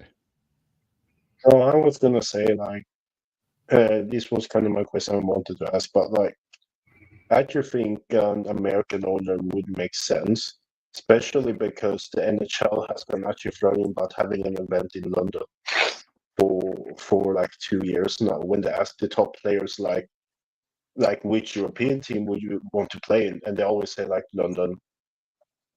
So I think like they will try to make it happen somehow. That's why I think like an American owner will come in, and it's they will try in some shape or form. And Yeah, I agree. I think. Sorry, What's that? Sorry, I gotta go. Thanks for letting me join. Have a great evening. Great to have you. It was great to see you, buddy. Take care, matey. I'll be touch with you soon, mate. Yeah, thank you. Yeah. Be good. Number 3. And number 3. He was cool. Do I think Saudi? Well, the thing is, so Saudi, we have Manchester City and we have Newcastle to look at, right? So with Man City, when they just went on a spending spree, and now we're dealing with 115 charges, and at Newcastle, it doesn't seem like money has bought success yet, right? I mean, maybe they were pretty good last season, and maybe the season before, but right now they're not anything special. And they're probably the wealthiest club, I think, Newcastle.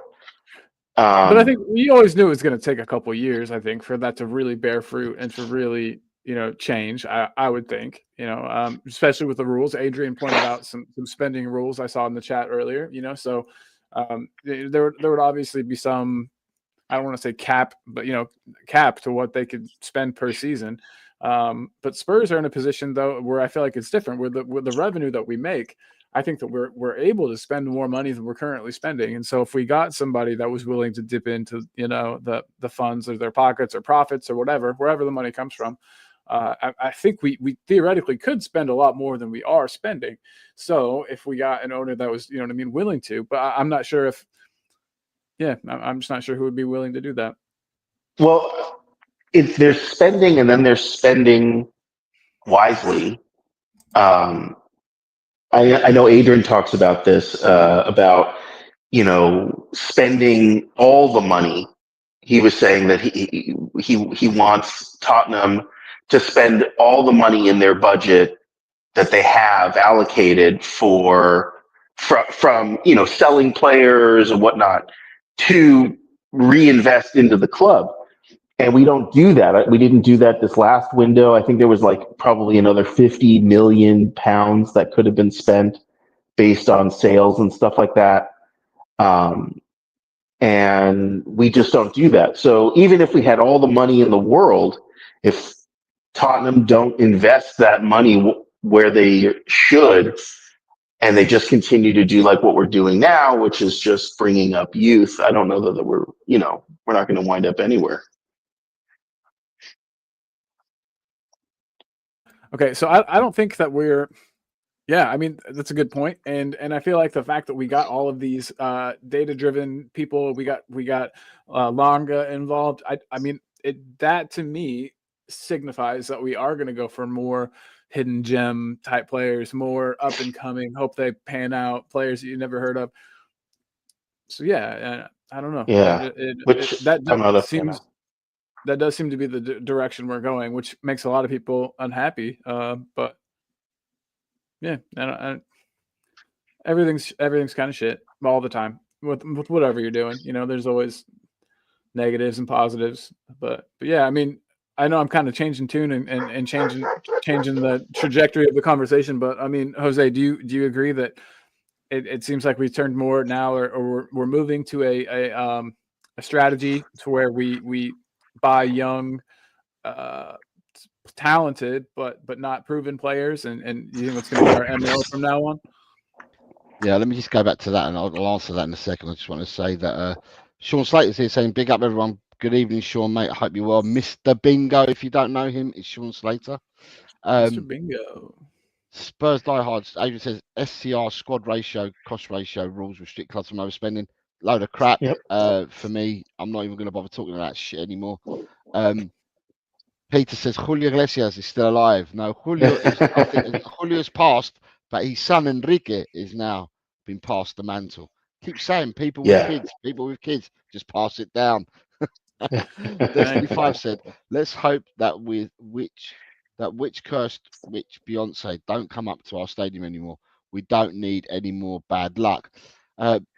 Quest says NFL team would require 8 to 9 home games for the regular season and up to 3 more for the playoffs. David Clark says, sorry lads, I'm old enough to have seen Spurs' greatest ever players and the best coach and seen us win trophies both home and abroad. So really, I'm not fussed. Just want to see exciting football. David, I saw Moussa Dembele too, so I've seen the greatest Spurs ever player. So wink, wink, but no. And you've got Angus saying the Premier League won't let any more Saudi people invest anymore. That's Angus racist. is then saying Newcastle, the wealthiest club in the world, then Man City, then PSG. Cap and Pants says, I hope we sign Gittins. Nick's here. Good morning, Nick. I hope you are well. I hope you're well, mate. When did he pass? I don't know, Peter, but I know that he has passed. Julio's gone. I believe Julio's gone, but Enrique's still about. And Peter Kagais has just gifted 5 channel memberships. Thank you very much for your kindness, Peter. And Ryan G, who wasn't here in the show at all, has now come because he got gifted one. And it's insane. Thank you for the gift, Mr. Peter. And Peter Kagais says apparently Julio was a good goalkeeper. Right. So, do I like? We the need a model? backup. Yeah. Do I like the model? Colin, is I think what you're asking me. I think it's very clear and evident at the moment, Colin, that the way that this club is operating is they're trying to reduce the wage bill, right? And they're trying to get players under 100k. I think, I'm not sure, I don't want to be shot, but I think we still have 4 players over 100k a week. The rest of the squad are under 100k. So then what you're doing is you're buying players, speculating and accumulating that you're going to buy players, whether it's for your academy or whether it's for your first team.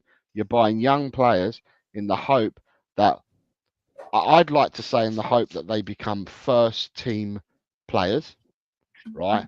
And that they will affect the first team. That's what I'd like to think that we're doing as a club. So this is not on the manager, right? This is on the people that that do the journey that Tottenham are going to go on, and that's done by the board. So the board have dictated this, and for me, it's all well and good you trying to take a punt on a player, but you can't take too many punts on young players. So what I mean by that is some players you might be able to get like your Lucas Bergvall for £8 million, right, and take a punt that he's going to be a talent that you could sell in the future for profit.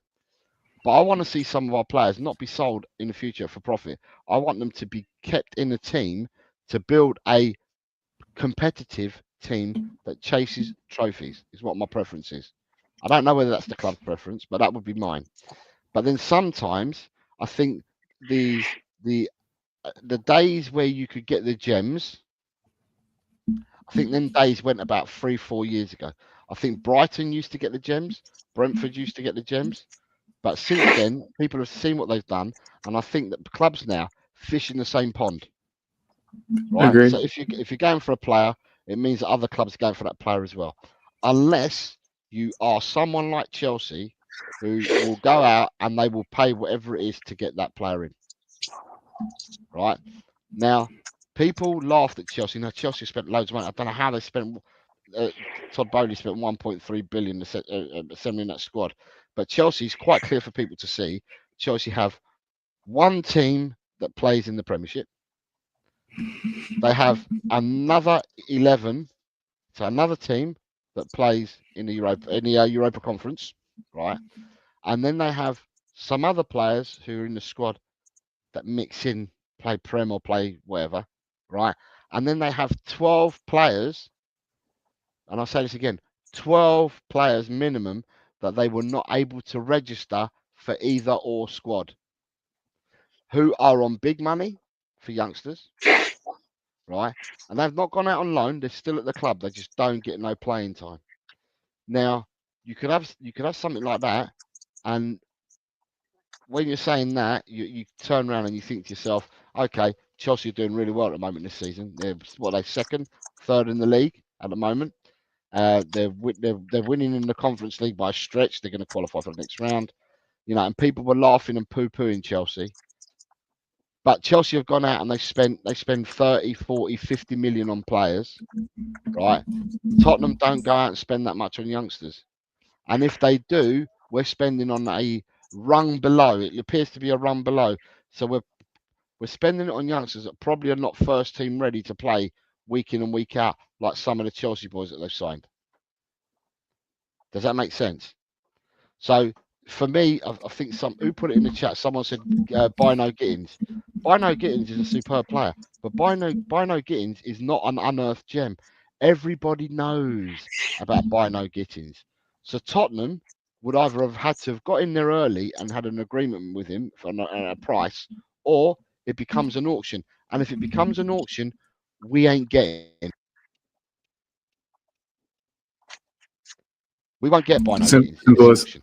Now, when you've got all these youngsters playing, right? So what I said yesterday, right, on another show, is that when you've got players in, let's say at Tottenham, I was on a Bournemouth channel last night. I did the pre-show for Bournemouth Tottenham, and what I said was, we've bought Archie Gray, we've bought Lucas Bergvall, we've got youngsters in our team, but they just don't seem to be given a chance and are running the side. And then I talked about youngsters in general, and I said, isn't it interesting that Jude Bellingham left England to go and play in Germany? Jadon Sancho left England to go and play in Germany. Bino Gittins was in England, went to Germany. Jamal Musiala left England, went to Bayern. Why is it that all these youngsters go and ply their trade in Germany and get given opportunities, where my belief is that the German league is the closest to the Premiership out of all the leagues in the world for the intensity and the pace that you play at? Okay, it's not as intense and it might not be as quick, but it's the closest to the Premiership for me.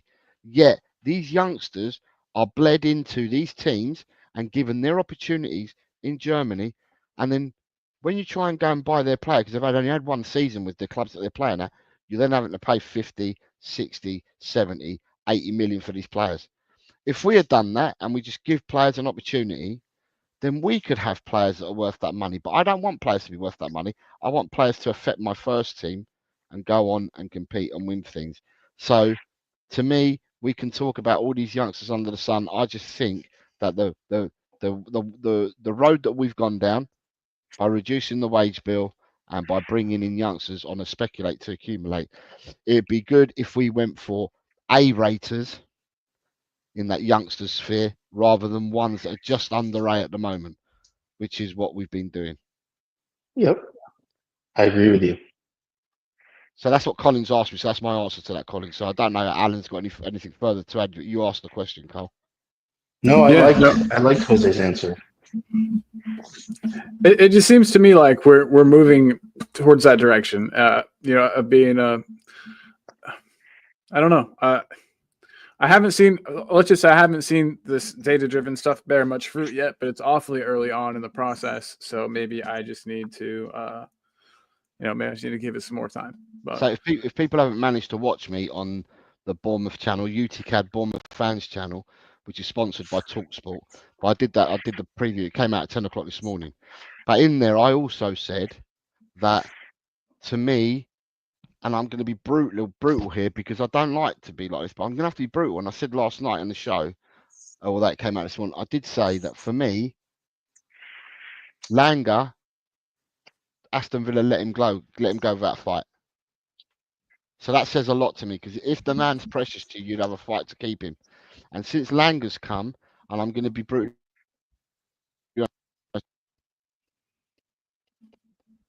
Yeah, we've got players out of the club, but from the players coming in, I'm not being, Paratici, bring me the Don, bring me the cook back. Yeah, I love Don Paratici, the cook, the chef, supreme. I'll have him back at our club, pulling strings behind the scenes and getting us players, right? Because I felt more excited by the players that he was bringing in than what Langer's bringing in. And I'm just being brutally honest. And I just fear with Langer there, it, to me, just seems. I don't know what it is. I don't know what oomph, pizzazz that he's got to go out and get players because I've not been excited by what he's brought us. And I would say the same.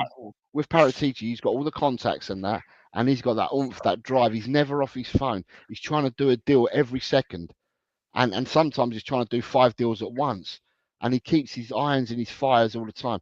With Langer, all I see is someone that comes out and gets paraded to us once every 6 months, and he just sits there like a fucking wet blanket and says, yeah, but what we've done is and you think to yourself, fucking hell, man, I want to switch this off now. I don't want to watch him anymore. That's the feeling. That's the feeling I get with Langer. And like I said, for me, I found it weird at the time that Aston Villa just let him go. They didn't stand in his way. Don't know how you guys feel about it. I know you was around in the Paratici days, Cole. So. Oh man, I miss him. Yeah, no, it was cool, and I like his attitude, like you were saying, the way that he's always trying to get a deal done. We'll see. Hopefully, Longa does it. Hopefully, he can impress me. But so far, like you said, not too impressed. But guys, I'm a terrible person, but I have to work in 25 minutes, and I have to get some stuff ready. So I gotta bounce. Thank you very much. I'm really sorry. All right, well, we were going to wrap up soon anyway. Do you want to hang on before we wrap up? Yeah, absolutely. You got 5 minutes? Yeah, I got 5 minutes. We can wrap up in 5 minutes. Obviously, Alan, I don't know whether I spoke to you much at the time that Paratici was cooking for us. I don't know whether it was Langer that was on the scene by the time I got to know you and speak to you. But did you see Paratici cooking for us before I got to meet you?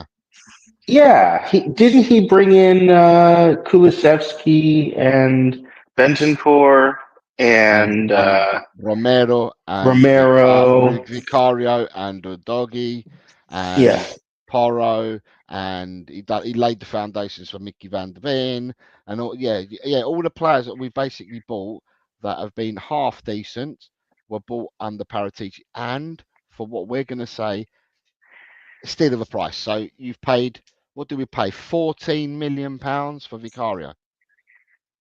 Right. Yeah. Which is a steal. A doggy, £12.5 million for a doggy.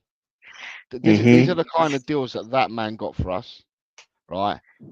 And now I look at the deals that Mr. Langer does, and I'm just like, what? Really? Where did that come from? So before Paratici, just the rumor is that before Paratici was stepped down, because Colin and I were on Talking Ball at the time, and I said at the time, Alan and Colin will remember, I said, for me, I want Paratici to be there. And although he's a consultant, right, I think to myself, if Langer's coming in and Langer's on the payroll and Paratici's a contractor, you're going to listen more to the man that you've got on the payroll than the contractor. So I thought to myself at the time that Paratici's role in the background would diminish.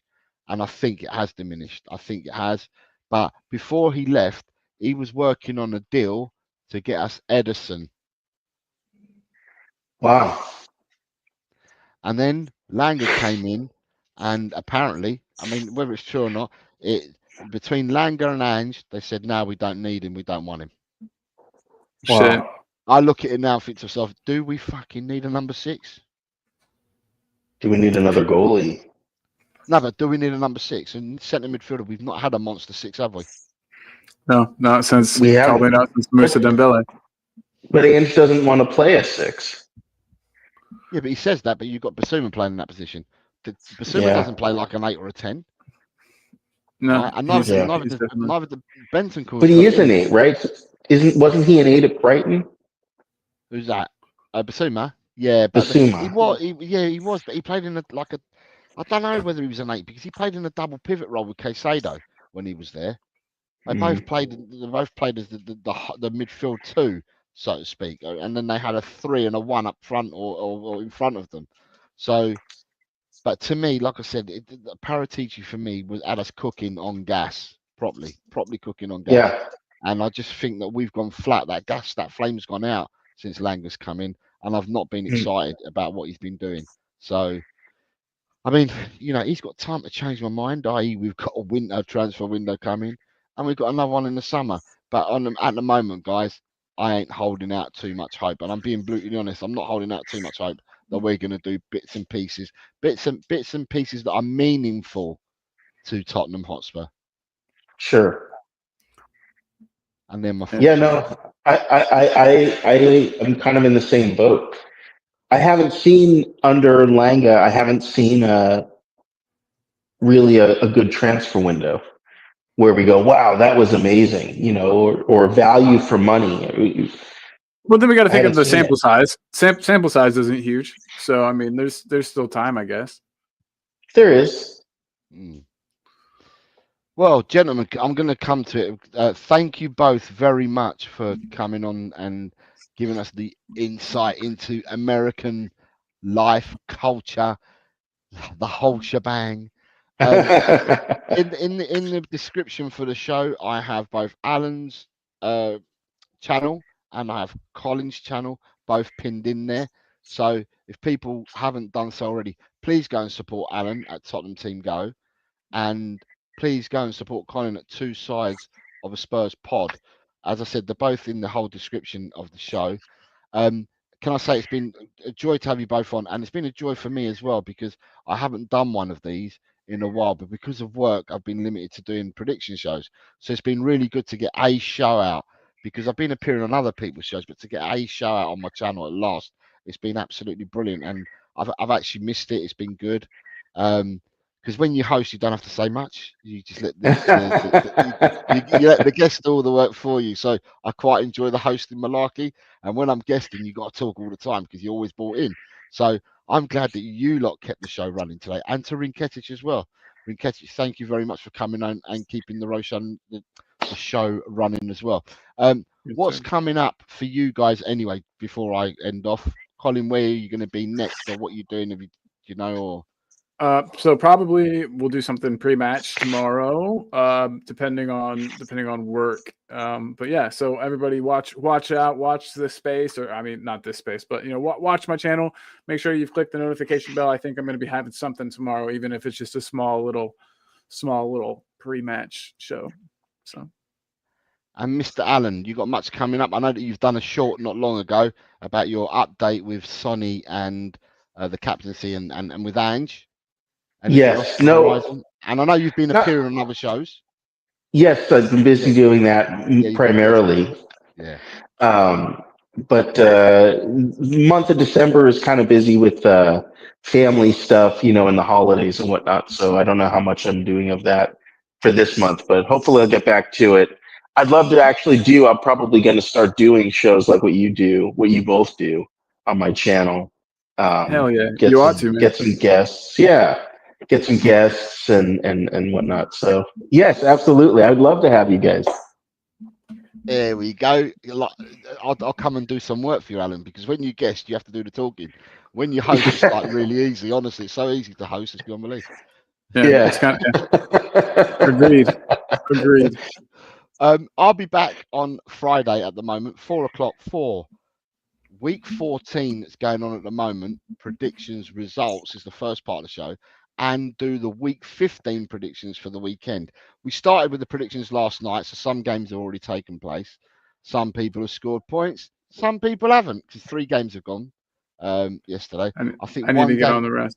I think one game kind of threw everyone yesterday already, because Leicester ended up winning, and not many people. This one did. Not many people predicted a Leicester win. I had the correct score till the 90th minute, and Leicester decided to score a third goal, and that took whoever they were playing against ended up scoring 1. So I had a 2-0 prediction. So anyway, predictions are still going on tonight, because you've got another set of midweek games tonight. So I think we had 2 yesterday. So that must mean there's 6 games in the Premiership tonight. And there's also so I can still get some in, because I missed yesterday's, so I can still get some guesses in. Have you not done yours, Carl? Maybe I have. to be Saturday honest. show. You were here on Saturday show. You've done them all. Oh, okay. Good. You did them all on Saturday. You was here on Saturday show and did them. Okay, cool. So yeah, there's 6 games tonight, and then we've got the bonus game tonight, which is Ajax versus Utrecht, and then tomorrow we finish off with 2 games in the Premiership, us being one of them, and Lazio versus Napoli is one of the bonus games. So tomorrow, Friday, is going to be a stacked show. The first part of the show is going to be updating the leagues and the scores from midweek, and then taking on board what we've got to come at the weekend. So I'll be taking my tablets before Friday's show, so I'm prepped and ready for a long one.